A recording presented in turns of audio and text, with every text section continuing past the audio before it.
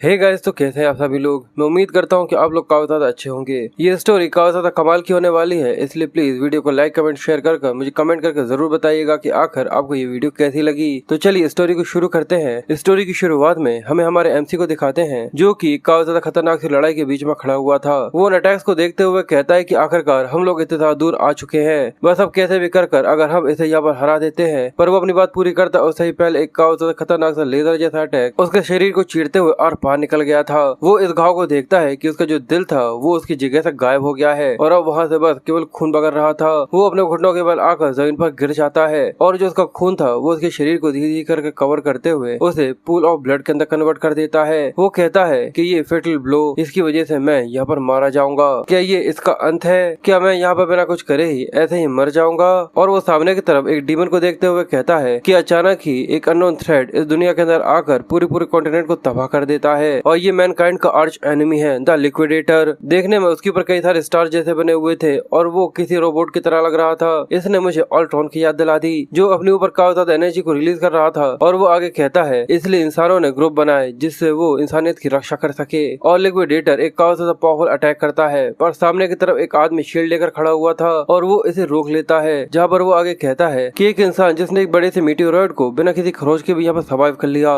ये इस दुनिया की रक्षा करने वाली शील्ड है। इसका नाम बैरन है, एक ग्रेट सेज जिसके बारे में कहा जाता है कि जिसकी पावर है वो एंटायर डायमेंशन जितती है। और इसका नाम बेला है, एक आर्चर जो कि आसमान में उड़ रहे ड्रैगन्स को एक ही शॉट के अंदर मार सकता है। और इसका नाम जेकब है, जो कि एक आर्च मेज है और इस दुनिया की स्ट्रॉन्गेस्ट सोर्ड वुमन जो कि आज तक की एग्जिस्टेंस में है। और ये सोर्ड सेंट जिसका नाम एमा है। और इसके अलावा जमीन पर पड़ा हुआ जो कि so called supporter class unit से था, रियलिटी में असल में वो बस एक सैक्रिफाइसल पॉम की तरह था। और ये एक फुट सोल्जर जिसका नाम ग्रे ली है। वो सोचता है कि वो एक अलग ही लेवल पर है। मुझे पता था कि जो वर्ल्ड यूनियन एकेडमी से पढ़ते हैं वो काफी ज्यादा कमाल के होते हैं, पर मुझे ऐसा लगा नहीं था कि हम लोगों के बीच का जो डिफरेंस होगा वो सच में इतना ज्यादा बड़ा हो सकता है। बेल अपने मैजिक से उसके ऊपर अटैक करती है और जेकब अपने एरो से, पर कोई भी अटैक उसके ऊपर बिल्कुल भी काम नहीं कर रहा था। एमा ऊपर से आते हुए अपने गोल्डन लाइट को रिलीज करते हुए उसके ऊपर कई सारे अटैक्स करती है, पर ये अटैक भी उसके ऊपर कोई काम ही नहीं कर रहे थे। और ग्रे उन लोगों को इस तरीके से लड़ता हुआ देखकर बस रो रहा था, क्योंकि वो यहाँ पर कुछ भी नहीं कर पा रहा था। उनका अटैक एक भी उसके ऊपर बिल्कुल भी काम नहीं कर पा रहा था, पर इसकी वजह से यहाँ पर उसके आर्मर का थोड़ा सा टुकड़ा टूट चुका था। ये देखकर लिक्विडेटर कहता है कि तुम मेरे सामने किसी कीड़े की तरह हो, ठीक है तुम लोगों को अब यहाँ पर मुझे रोक देना चाहिए। जिसके बाद वो एक अटैक को क्रिएट करता है और लेकर वो सभी के ऊपर इसे अटैक कर देता है। और ये अटैक इतना ज्यादा टेरिफाइंग और काफी ज्यादा इंसेन था कि एक ही बार में जितने भी हीरोज वहाँ पर थे वो सभी के सभी दो टुकड़ों में कटकर वहाँ पर मारे जाते हैं। ये सीन काफी इंसेन होता है, क्योंकि ग्रे ये सब देखकर बहुत ज्यादा शॉक हो गया था। और लिक्विडेटर कहता है कि ये सब बस मेरे लिए किसी प्ले ग्राउंड की तरह है। ग्रे हैरान था, वो कहता है कि एक ही ब्लॉक के अंदर सभी के सभी मारे गए, जैसा कि वो कह रहा था। वो बस अब तक हम लोगों के साथ यहाँ पर बस खेल रहा था, इसलिए वो भी अब अपनी आंखें बंद करते हुए कहता है कि यहाँ पर हम लोगों की जीतने का कोई भी रास्ता नहीं है। पर वहीं ग्रे इस बात को नोटिस करते हुए कहता है कि एक सेकंड के लिए रुक जाओ, मेरा दिल काफी ज्यादा देर पहले ही पूते खत्म हो चुका है, पर आखिर मैं अभी तक जिंदा कैसे हूँ। हमें एक ड्रॉप दिखाई जाती है जो कि नीचे गिर रही थी। आवाज आती है कि मैंने तुम्हें ढूंढ लिया। और उस खून के ड्रॉप के नीचे गिरते ही अचानक एक पोर्टल जैसा ओपन हो जाता है। वो कहता है कि जो इंसान काफी ज्यादा ग्रेट पावर को बिल्ड करे हुए है वो यहाँ आओ। ग्रे की आंखें खुलती हैं और अचानक ही वो अपने आप को एक दूसरी डायमेंशन के अंदर जैसा देखता है। वो कंफ्यूज था,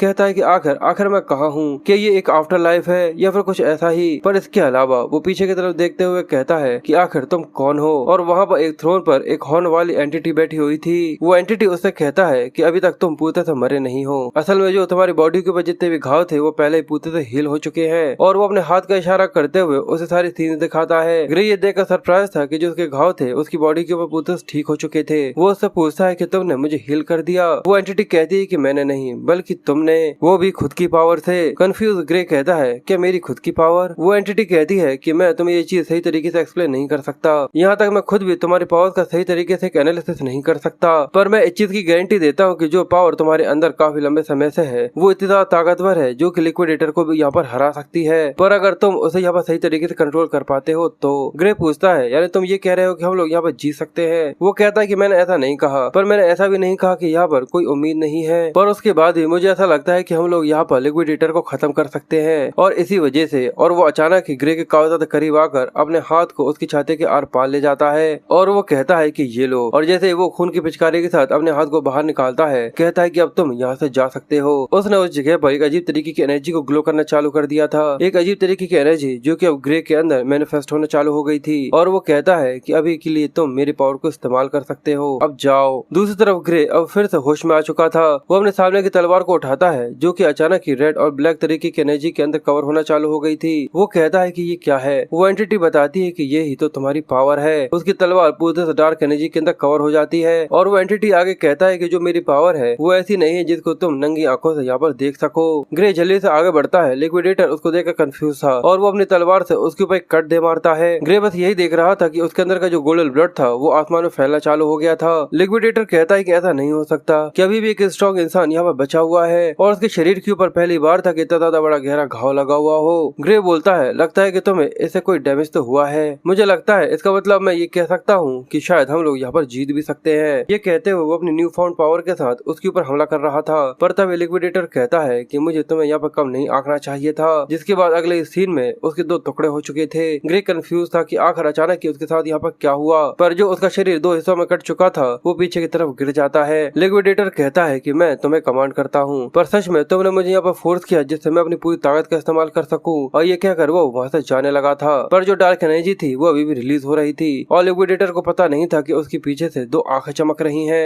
जैसे उसी चीज का एहसास होता है तो वो कंफ्यूज था क्योंकि अचानक ही जो ब्लैक और रेड एनर्जी थी उसने ग्रे को पूरे तक कवर कर लिया था और अब उसकी तलवार पहले से काफी ज्यादा बड़ी हो चुकी थी और वो देखने में ब्लैक क्लोवर का हीरो लग रहा था जो कि फुल डीमन मोड के अंदर जा चुका हो। अगर उसके बारे में आपको पता है तो मुझे कमेंट में जरूर बताइएगा। लिक्विडेटर उसके स्टेट को देखकर कंफ्यूज था और वो कहता है कि तुम सच में एक इंसान भी हो। और ये कहते हुए वो अपने आप की रक्षा करने के लिए एक शील्ड अपने सामने बना लेता है। ग्रे जो कि देखने में काफी ज्यादा भयानक लग रहा था, ऐसा लग रहा था जैसे कि उस डार्क एनर्जी ने उसे पूरी तरह कंज्यूम कर लिया हो, पर वो अपनी तलवार से उसके ऊपर स्ट्राइक दे मारता है। लिक्विडेटर इसको रोकने की कोशिश कर रहा था, पर अगले ही पल जो ये एनर्जी होती है वो काफी ज्यादा इंसान होती है जिस वजह से उसकी शील्ड यहाँ पर टूट जाती है और लिक्विडेटर भी यहाँ पर दो टुकड़ों में कट जाता है। और ग्रे कहता है कि तुम सच में एक इंसान भी हो, ये तो मेरा सवाल होना चाहिए था। पर इस फाइनल अटैक के बाद भी लिक्विडेटर अभी भी जिंदा था। वो कंफ्यूज हो रहा था और कहता है लगता है कि जो तुम्हारी स्ट्रेंथ है वो इतनी ज्यादा कम नहीं है। लिक्विडेटर कुछ कर पाता पर उससे ही पहले ग्रे फिर से उसकी काफी ज्यादा करीब आकर कहता है इसलिए मैं तुम्हें तब तक यहाँ पर कुशलता रहूंगा जब तक तुम सच में यहाँ पर मर नहीं जाते। और ये कहकर वो फिर से अपनी तलवार के साथ उसके ऊपर हमला करता है। उसके दो टुकड़े हो चुके थे। लिक्विडेटर भी उससे कहता है कि तुम एक मॉन्स्टर हो, पर उसके बाद वो अपने दोनों हाथों को जोड़कर न जाने किस तरीके के जुस्सू इस्तेमाल करता है। उसकी आंखें तो है नहीं पर हाँ कई सारे पंख जरूर आ जाते हैं और जैसे ही वो अपनी इस एबिलिटी को इस्तेमाल करता है अचानक ही वहाँ पर काफी ज्यादा बड़ा सा चांद आ गया था और रात हो जाती है। ग्रे ये देखकर कंफ्यूज था, कहता है कि क्या हुआ, आखिर अचानक ही यहाँ पर रात कैसे हो गई, पर फिर भी उसके चेहरे पर कोई भी टेंशन नहीं थी। वो मुस्कुराते हुए कहता है और अचानक ही उसके पीछे आ गया था। वो कहता है तो क्या हो गया। वो अपनी तलवार को घुमाते हुए उसके गर्दन के ऊपर हमला करता है, पर जो शील्ड पहले टूट चुकी थी अब वो पहले से और भी ज्यादा पावरफुल हो गई थी। ग्रे ये देखकर काफी कंफ्यूज हो रहा था। लिक्विडेटर बताता है कि सारी चीजें यहाँ पर पूरी हो चुकी हैं और अब इस प्लेनेट के अंदर ऐसी कोई चीज नहीं है जो कि यहाँ पर मुझे जरा सा भी नुकसान पहुंचा सके। अब इसलिए बेकार सी चीजें करना बंद कर दो और जरा उस तारे को देखो। ये सुनकर वो सामने की तरफ एक तारे को देखता है और वो तारा धीरे धीरे कर बढ़ता चला जा रहा था और लिक्विडेटर आगे कहता है कि ये काफी ज्यादा सुंदर नहीं है। और अचानक ही जो तारा होता है वो तो ज्यादा बड़ा हो चुका था क्योंकि असल में एक लेजर बीम अटैक था जो कि काफी ज्यादा तेजी से ग्रे की तरफ ही बढ़ रहा था। जैसे वो जमीन पर टकराता है तो वहाँ पे काफी ज्यादा बड़ा धमाका हुआ था और पूरे में धुआं धुआं हो जाता है। पर लिक्विडेटर ये देखकर अपनी जगह से बिल्कुल भी नहीं हिला था। जैसे ये अटैक यहाँ पर खत्म होता है तो वहाँ पे काफी ज्यादा बड़ा क्रेटर बन चुका था। लिक्विडेटर वहाँ से जाते हुए कहता है कि अब तुम बिल्कुल भी रिवाइव नहीं हो सकते अगर तुम्हें पूरे धूल के अंदर बदल दिया जाए। पर वहीं उसके सामने काफी ज्यादा लाइटनिंग आती है। ये देखकर वो कंफ्यूज था और उसके सामने एक घड़ी जैसा आ गया था। वो कहता है कि ये, और उसे आवाज आती है कि सच में ये कितने ज्यादा ग्रेट अमाउंट ऑफ पावर थी जो कि अभी अभी तुमने यहाँ पे इकट्ठी करी थी। मुझे लगता है शायद इतना काफी होगा जिससे मैं तुम्हें वापस ले जा सकूं। ये सुनने के बाद लिक्विडेटर भी कंफ्यूज होते हुए कहता है कि ऐसा नहीं हो सकता। क्या क्रोनोस और वो एंटिटी जो कि ग्रे की यहाँ पर मदद कर रही थी उसका नाम क्रोनोस है। वो ग्रे से कहता है कि तुम मुझे सुन सकते हो जिसने यहाँ पर ग्रेट पावर को बिल्ड कर रखा हुआ है, तो मेरी पूरी पावर का इस्तेमाल करो जिससे मैं तुम्हें फिर से पास्ट के अंदर भेज सकूं। और लिक्विडेटर चिल्लाते हुए क्रोनोस को बस आवाज दे रहा था, तुम कमीने कहीं के। और क्रोनोस उससे कहता है बस इतना ही है जो कि मैं तुम्हारे लिए यहाँ पर कर सकता हूँ। और जो घड़ी उसके सामने बनी हुई थी धीरे धीरे कर वो घूमना चालू करती है। उसके अंदर से काफी ज्यादा स्ट्रिंग्स निकलती हैं और एक काउंटडाउन चालू हो चुका था। और जैसे वो 0 पर हिट हो गया था जमीन पर सोता हुआ ग्रे अचानक यहाँ पर उठ जाता है। वो अपने सामने खुले हुए आसमान को देख रहा था और उठते हुए कहता है कि आखिर मैं कहाँ हूँ। और उसके सामने एक काफी ज्यादा सुंदर नजारा था जो कि देखना काफी ज्यादा प्यारा था। फिर उसका ध्यान साइड में जाता है जहाँ पर वो अपने होम टाउन को देख पा रहा था, रेनाडो विलेज। इसलिए तो वो कंफ्यूज था कि ये 15 साल पहले खत्म नहीं हो गया था। पर उसे क्रोनोस की वो बातें याद आती है, जैसा कि उसने कहा था कि मैं तुम्हें पास्ट के अंदर भेज रहा हूँ और दुनिया की किस्मत तुम्हारे कंधों पर है। इस चीज का एहसास होते ही ग्रे बहुत ज्यादा शॉक होते हुए कहता है कि सच में ऐसा कुछ हुआ है। पर वहीं उसके हाथ में अजीब तरीके का दर्द हो रहा था। ये देखकर वो कहता है कि ये घाव, हाँ बिल्कुल। और वो उस घाव को देखकर कहता है कि हाँ मुझे याद आया, इस समय पर ब्लेडर और उसके बाकी दोस्त मुझे काफी ज्यादा परेशान किया करते थे, पर मैं अपने आप को इस तरीके से और उन लोगों से पिटता हुआ नहीं देख सकता। पर बचपन का वो डर जो कि अभी तक उसके दिल के अंदर भरा हुआ था, वो कहता है कि पर वो लोग बहुत ज्यादा ताकतवर है, मैं उन्हें नहीं हरा सकता। वो सबके बारे में सोच रहा था। वो कहता है कि पर लिक्विडेटर को हराना बस एक सपना बनकर रह गया है, पर मुझे लगता है कि अभी मुझे बस उन लोगों से डील करने के बारे में सोचना चाहिए जैसे मैं थोड़ा सा ताकतवर बन जाता हूँ, क्योंकि मैं यहाँ पर अपने आप को और बिल्कुल भी घायल नहीं होने दे सकता। पर जैसे ही थोड़ा सा समय बीतता है तो ग्रे को जिस चीज का डर था उसके सामने वही आ जाता है। ब्रेड और उसके सभी साथी वहाँ तलवार लेकर आ गए थे। वो कहते हैं कि हम लोग तुम्हें ही ढूंढ रहे थे, सच में तुम्हें ढूंढते हुए हम लोगों को काफी ज्यादा दिक्कतों का सामना हुआ है। पर ग्रे उसको देखकर थोड़ा सा डर रहा था, जिस वजह से वो थोड़ा सा कंफ्यूज था। पर अचानक ही वो उसके सामने एक तलवार फेंक देता है और कहता है कि जल्दी से ऐसे उठा लो। ग्रे कंफ्यूज उसको देख रहा था कि आखिर ऐसा का मतलब क्या है। बेल्डर कहता है कि इस तरीके से एक्ट मत करो जैसे कि तुम कोई बेवकूफ हो, हम लोग यहाँ पर मार्क बैटल करने वाले हैं, तुम्हें याद है ना। वो कहता है कि मार्क बैटल, पर प्लीज मुझे माफ करना, अभी मेरा जो हाथ है वो पूरे से हील नहीं हुआ है। तुम्हारे इन्विटेशन के लिए शुक्रिया, पर जब तक मेरी ये इंजरी हील नहीं हो जाती मैं ऐसा कुछ भी नहीं करने वाला। ये सुनकर वो कहता है कि चीज की बिल्कुल भी चिंता मत करो, तलवार में कोई धार नहीं है इसलिए पूरे से सेफ है। ग्रे कहता है कि इस चीज से बिल्कुल भी फर्क नहीं पड़ता कि उस तलवार के अंदर धार है या नहीं, पर यह है तो एक आयरन का टुकड़ा ही, अगर गलती से गलत जगह पर लग गया तो शायद तुम यहाँ पर मर भी सकते हो। पर वो उसकी बात पूरी सुनता ही नहीं है। उससे पहले उसके ऊपर चिल्लाते हुए कहता है कि अपनी बकवास करना बंद करो। क्या तुम्हें ऐसा लगता है कि तुम्हारे पास किसी तरीके का हक है कि तुम मुझे यहाँ पर ना कह सको? कमीने कहीं के, अगर तुम इस तलवार को नहीं उठाओगे तो मैं ऐसे ही आकर तुम्हारे ऊपर हमला कर दूंगा बिना किसी वेपन के। और वो इस तरीके से कर रहा था जैसे कि वो ग्रे का कोई जानी दुश्मन हो, और अचानक ही वो उसके ऊपर टूट पड़ता है। ये देखने के बाद ग्रे बहुत बुरी तरीके से डरते हुए कहता है कि रुक जाओ, ये मुझे पीटना चाहता है जब मैं यहाँ पे पूरा अनआर्म्ड हूँ। आखिर अभी क्या कह रहा था? ये तो अभी ये कह रहा था कि ये एक मार्क बैटल है। और उसे याद आता है कि उसकी पास्ट लाइफ में जब वो एक फॉर्मल मिलिट्री डॉक्टर के पास गया था तो उसने बताया था कि वो वजह जिस वजह से जो उसकी स्पोर्ट्समैनशिप है वो कभी भी इम्प्रूव नहीं हो पाई। असल में वो यही घाव थे जो कि उसको बचपन में मिले थे। वो कहता है कि अगर मैं सोचूं तो शायद ये वही जगह है जहाँ पर मैं लूजर बनना चालू हुआ था। पर जैसे ही बेल्डर उसको स्ट्राइक करता है, ग्रे अचानक ही वहाँ से डॉज कर चुका था। ये देखकर वो भी हैरान था कि आखिर अचानक ही क्या हुआ। वो सोचता है कि हमेशा से जो बेल्डर की स्ट्राइक थी वो इतनी ज्यादा स्लो थी। ये देखकर उसे भी गुस्सा आ रहा था। वो फिर से उसके ऊपर हमला करता है, पर वो जल्दी से नीचे झुककर उसको भी यहाँ पर डॉज कर लेता है। फिर उसके वो पैर पर हमला करता है, पर फिर से वो पीछे की तरफ जंप करके उसे डॉज कर चुका था। बार बार वो उसके ऊपर हमला किया जा रहा था, पर ग्रे को ऐसा लग रहा था कि जैसे वो तलवार का वैसा स्लो मूव कर रही है, जिस वजह से वो बड़े ही आराम से उन्हें डॉज कर रहा था। बेल्डर को ये देखकर चिढ़ हो रही थी। वो कहता है कि कमीने, आखिर मैं तो ये हिट क्यों नहीं कर पा रहा। वो तो पीछे की तरफ हट रहा था और वो तलवार जब उसको गाल को टच करने वाली थी, पर तभी वो जल्दी से वहाँ से साइड में होता है और बड़े ही आराम से उसके सभी अटैक्स को ब्लॉक करते हुए वहाँ से निकल जाता है। और वो कहता है कि रुक जाओ, असल में ये स्लो नहीं है बल्कि मैं पहले से फास्टर हो चुका हूँ। बेल्डर के गूंज साथी भी ये देखकर कहते हैं कि जिस तरीके से ये मूव कर रहा है ऐसा लगता है कि ये कोई और ही इंसान हो। ग्रे उस तलवार के पास आकर उसे उठाते हुए सोचता है कि भले ये वो बॉडी नहीं है जिसको मैं उस समय इस्तेमाल किया करता था, पर वो मेमोरीज जो कि हजारों बैटल मैंने अब तक करी हैं उनकी मेरे पास है। पर बेल्डर उस चीज के ऊपर बिल्कुल भी ध्यान नहीं देता कि वो यहाँ पर केवल तलवार उठाने की कोशिश कर रहा है, पर वो तो अपनी तलवार से आकर जल्दी से बस उसको यहाँ पर बहुत बुरी तरीके से घायल करना चाहता था। पर अचानक ही ग्रे अपनी तलवार उठाता है और उसके हाथ पे एक स्ट्राइक दे देता है, जिस वजह से वो और भी ज्यादा हैरान था। ये देखकर वो हक्का बक्का हो गया था क्योंकि उसका हाथ बहुत बुरी तरीके से कपकपा रहा था। उसे समझ में नहीं आ रहा था कि आखिर ऐसा कैसे हो सकता है। और ग्रे कहता है कि ये काफी होगा जिससे मैं अपने पैरों पर फिर से खड़ा हो सकूं, और ये चीज मेरे लिए पूरी तरह से ठीक होगी, और शायद अब ये मेरे लिए पूरी तरह से ठीक होगा कि इस तरीके के कमीने के साथ मैं यहाँ पर लड़ सकता हूँ। पर वहीं वो कहता है कि नहीं, ये एक ऐसा इंसान नहीं है जो कि यहाँ पर जरा सी भी दया को डिजर्व करता है। ये एक ऐसा कचरा है जिसकी वजह से मेरी पूरी जिंदगी पूरी तरह से बेकार हो गई थी। इसी की वजह से मैं कभी भी सही तरीके से नहीं लड़ पाया था, पर अब लगता है कि ये चीज बिल्कुल भी यहाँ पर ऐसी नहीं है। और ये कहते ही वो उसके ऊपर अटैक करता है और बड़े ही आराम से बेल्डर की तलवार को उससे छुड़वा देता है। बेल्डर अभी भी बहुत ज्यादा शौक था कि आखिर ऐसा कैसे हो सकता है, और वो सोचता है कि इसने अपनी तलवार को इतनी ज्यादा आसानी से यहाँ पर छोड़ दिया। सच में ये तो काफी ज्यादा बेकार है। और ग्रे कहता है मुझे लगता है कि अभी तक तुमने चीज को ट्रेन नहीं किया है कि आखिर तलवार से ब्लो को किस तरीके से रिसीव किया जाता है, पर मुझे ऐसा लगता है कि तुम्हें इस चीज की चिंता करने की बिल्कुल भी जरूरत नहीं है क्योंकि तुम लोगों को अब ये चीज मैं सिखाऊंगा। और ये कहते हुए वो बेल्डर के सामने अपनी तलवार को घुमाता है, पर वहीं उसका गुस्सा उसके ऊपर हावी हो चुका था। यहाँ पर वो कहता है कि ये चीज पूरी तरह से सेफ होगी अगर मैं इसके जैसे कमीने को बस थोड़ा सा और पीटता हूँ। और ये कहते ही वो बिना धार वाली तलवार को उसके शरीर के ऊपर दे मारता है। एक कट काफी ज्यादा गहरा जो कि उसके कंधे पर लग गया था। बेल्डर को भी इस चीज का एहसास होता है कि उसका कंधा कट चुका है जिसके अंदर से खून बहना चालू हो चुका था और वो उस खून को देखकर बहुत ज्यादा बुरी तरीके से डर जाता है और वहीं पर बैठकर जोर से चिल्लाना चालू हो चुका था। पर ग्रे थोड़ा सा कंफ्यूज था। वो कहता है कि पर क्या इसने ये नहीं कहा था कि इस तलवार के अंदर बिल्कुल भी धार नहीं है? पर वहीं जब उसको चेक करता है तो कहता है कि सच में इसके अंदर तो बिल्कुल भी धार नहीं है, पर अगर इस तलवार में धार होती तो शायद अब तक तो ये यहाँ पर मारा जा चुका होता। इसलिए वो इस चीज को प्रिसाइज रखते हुए उसके मुंह पर उस तलवार को घुमाते हुए दे मारता है, जिस वजह से उसकी नाक और मुंह से खून आना चालू हो गया था और वो बहुत दूर जाकर गिरता है जहाँ पर उसके कई सारे दांत टूटकर गिर चुके थे। जिसके बाद ग्रे उसका एक डर जैसा बन चुका था। वो कहता है कि क्या हुआ,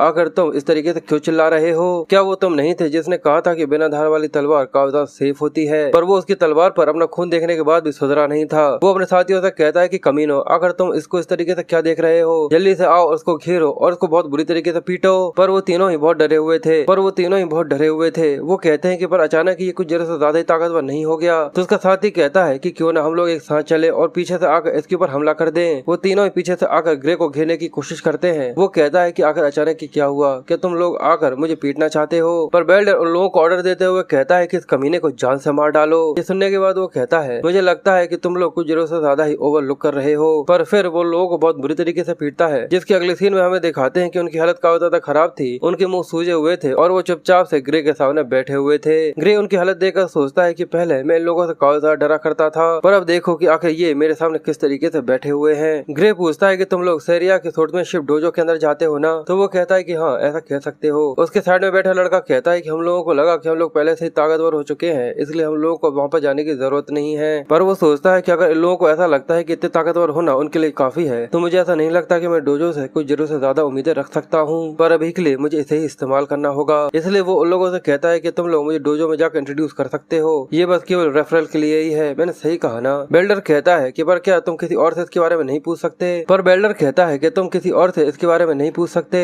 अगर मैंने मास्टर को बताया कि मैं यहाँ पर हार गया तो मैं उम्मीद भी नहीं कर सकता कि आखिर वो मुझसे क्या कहेंगे। ग्रे उसके सामने अपनी तलवार को घुमाते हुए कहता है अच्छा ऐसा है, क्यों ना तो हम लोग इस चीज को फिर से कंटिन्यू करें। और ये कहकर वो उसे डराता है और अचानक ही जो उसके सामने पत्ती आ गई थी वो दो हिस्सों में कट जाती है और बेल्डर बहुत बुरी तरीके से डर जाता है। इसलिए वो किसी बंदूक की गोली की तरह वहाँ से भागते हुए कहता है कि मैं तुम्हें इंट्रोड्यूस करूंगा, डोजो इस तरफ है। अब कुछ ही देर में वो लोग सिटी के अंदर आ चुके थे। बेल्डर से पूछता है कि पर आखिर तुम डोजो जाना ही क्यों चाहते हो? वो कहता है कि जो ये डोजो है क्या वो एकेडमी के अंदर रिकमेंडेशन स्लॉट अप्रूव नहीं करवाता? ये सुनकर वो कहता है कि हाँ, मैंने इसके बारे में कुछ सुना तो है। और ग्रे बताता है कि हाँ, इसी वजह से मैं उसके अंदर जाना चाहता हूँ। वहीं साइड में चल रहा लड़का कहता है कि पर मुझे लगता है कि तुम बिना एकेडमी के अंदर जाए बिना भी काफी ज्यादा ताकतवर हो। वो कहता है कि ये तो सच में काफी ज्यादा अच्छा है, पर असल में ये बिल्कुल भी काफी नहीं है। साथ ही वो सोचता है कि दुनिया की सबसे ज्यादा स्ट्रॉन्गेस्ट जो अपलाइन थी वो भी लिक्विडेटर के सामने कुछ भी नहीं थी। यहाँ तक जब मैंने वो पावर इस्तेमाल करी थी, मैं उसके ऊपर एक स्क्रैच तक नहीं दे पाया था जब वो थोड़ा सा सीरियस हो गया था।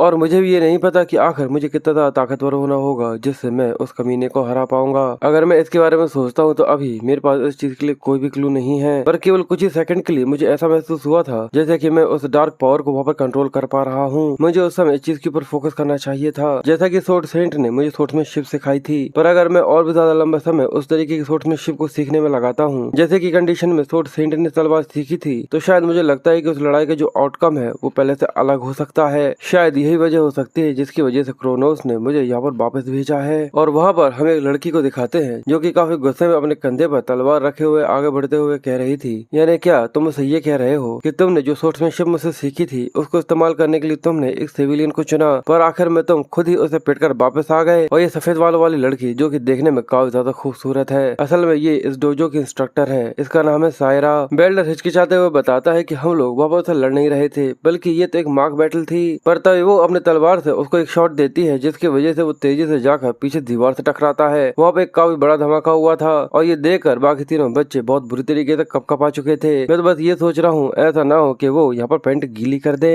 वो कहती है कि आखिर किसने कहा कि तुम यहाँ पर कोई बहाना बना सकते हो? अगर तुम किसी इंसान को जिसके पास हथियार तक नहीं है उसको पीटने की कोशिश करना एक मॉक बैटल कहते हो, इसका मतलब ये भी एक मॉक बैटल है। अब यहाँ से चले जाओ और कभी भी लौटकर मत आना। तुम सभी के सभी आज और आज के बाद से तुम कभी इस डोजो के स्टूडेंट नहीं कहलाओगे। वो घबराते हुए कहते हैं कि यस मैम, और जल्दी से उसको लेकर यहाँ से चले जाते हैं। सर वहाँ पर बैठी हुई थी और वो उससे कहती है कि प्लीज मुझे माफ कर दो, देखकर लगता है कि मेरे फॉर्मर स्टूडेंट्स ने तुम्हें काफी ज्यादा दिक्कतें दी हैं। वो कहता है कि आपको इस चीज की चिंता करने की जरूरत नहीं है। तो वो इस चीज के लिए उसका शुक्रिया करती है और आगे पूछती है, पर इसके अलावा मैंने सुना है कि तुम एकेडमी के अंदर रिकमेंडेशन चाहते हो। वो कहता है कि हाँ, आपने बिल्कुल बिल्कुल सही कहा। सारिया कहती है कि ब्लेंडर और उसके साथियों ने जो तुम्हें यहाँ पे मुसीबतें दी हैं उसकी माफी के लिए तुम जितने चाहो उतने ज्यादा रिकमेंडेशन लेटर मैं तुम्हें लिख कर दे सकती हूँ, पर उससे पहले मुझे तुम्हारी एबिलिटीज को चेक करना होगा। वो उसे तलवार थमाती है और ग्रे कहता है कि मैं समझ गया। और वो दोनों यहाँ पर मार्क बैटल के लिए रेडी हो चुके थे। वो कहती है कि सबसे पहले आओ और मेरे ऊपर हमला करो। तो वो तेजी से बढ़ते हुए कहता है कि ठीक है मैं आ रहा हूँ। जिसके बाद उन दोनों के बीच में एक काफी ज्यादा इंटेंस बैटल जैसी स्टार्ट हो जाती है, जहाँ पर ग्रे लगातार उसके ऊपर हमले किए जा रहा था, और जो सारिया थी वो उसके अटैक को डॉज कर रही थी। उसके गेज भी काफी ज्यादा शार्प थे क्योंकि उसे लगा नहीं था कि ग्रे इतना ज्यादा शार्प हो सकता है। वो कहती है कि इसकी एज के अंदर जो इसकी सोर्समैनशिप है वो सच में काफी ज्यादा प्रैक्टिकल है। ऐसा लगता है जैसे कि इसने आज से पहले कई सारी लड़ाइयाँ लड़ी हों। उनकी तलवारें बार बार एक दूसरे से टकराई जा रही थी। ग्रे उसकी तलवार को पीछे की तरफ सरकाता है और उसके ऊपर अटैक करने की कोशिश करता है। ये देखकर सारिया कहती है ब्लेंडर और उसके जितने भी साथी हैं वो इसका बिल्कुल भी सामना नहीं कर सकते।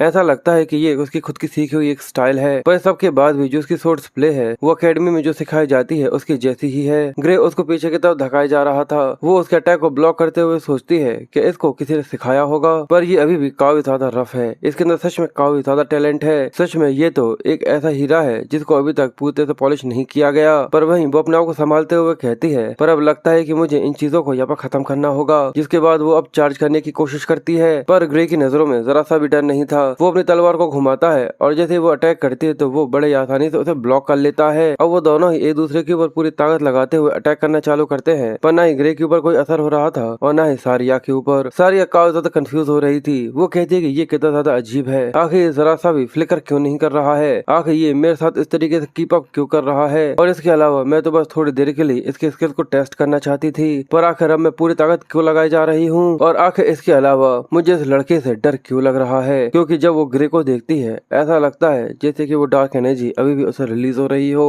और जैसे जो उसका लास्ट स्ट्राइक होता है उससे एक का जोर से फ्लैश बाहर निकलता है। इस एनर्जी वेव को देखकर वो डरते हुए कंफ्यूज हो जाती है और झल्ली से पीछे की तरफ सरक जाती है। वो कहती है मुझे इस वाइल्ड स्लैश से सच में काफी बुरी सी फीलिंग आ रही थी, पर अब ग्रे यहाँ पर थक चुका था। ये देखकर वो कहती है कि आखिरकार अब तुमने तुम्हारी वीकनेस को यहाँ पर रिवील कर ही दिया है। और जैसे वो उसके ऊपर अपना फाइनल अटैक करने के लिए कहती है कि अब ये सब खत्म होता है, पर वो ये देखकर बहुत ज्यादा सकपका जाती है क्योंकि उसे पता ही नहीं चला था कि इस लड़ाई के बीच में उसकी तलवार कब टूट चुकी है और बस उसका हैंडल था जो कि उसके हाथ में रह गया था। और वो पीछे की तरफ देखते है कि जो उसकी तलवार थी उसका हिस्सा टूटा हुआ पड़ा था और उसके अंदर से डार्क ब्लैक एनर्जी निकल रही थी। ग्रे भी ये देखकर शॉक था। वो कहता है कि ये तो वैसी सेंसेशन है जैसे कि मुझे पहले महसूस हुई थी, कि इसका मतलब अभी भी मेरे पास वो पावर है। पर वहीं उसके शरीर में बहुत जोर से दर्द होना चालू होता है और वो अचानक ही अपने घुटनों के बल आ गया था। सारिया ये देखकर कहती है कि क्या हुआ, तो वो धीरे धीरे करके खड़ा होते हुए कहता है कि कुछ नहीं। और वो सोचता है कि अभी मेरी बॉडी सही तरीके से उस पावर के साथ कीप अप नहीं कर पा रही है, और वो बड़े मुश्किल से कपकपाते हुए खड़ा होता है और कहता है कि मैं पूरी तरह से ठीक हूँ, पर उसे अभी यहाँ पर काफी ज्यादा स्ट्रगल करना पड़ रहा था। इसका मतलब अभी वो हर कहीं पर उस पावर को इस्तेमाल नहीं कर सकता। पर वो सारिया को इसके बारे पहले बताने के बारे में सोचता है, जो कि कंफ्यूजन के साथ उसकी तरफ ही देख रही थी।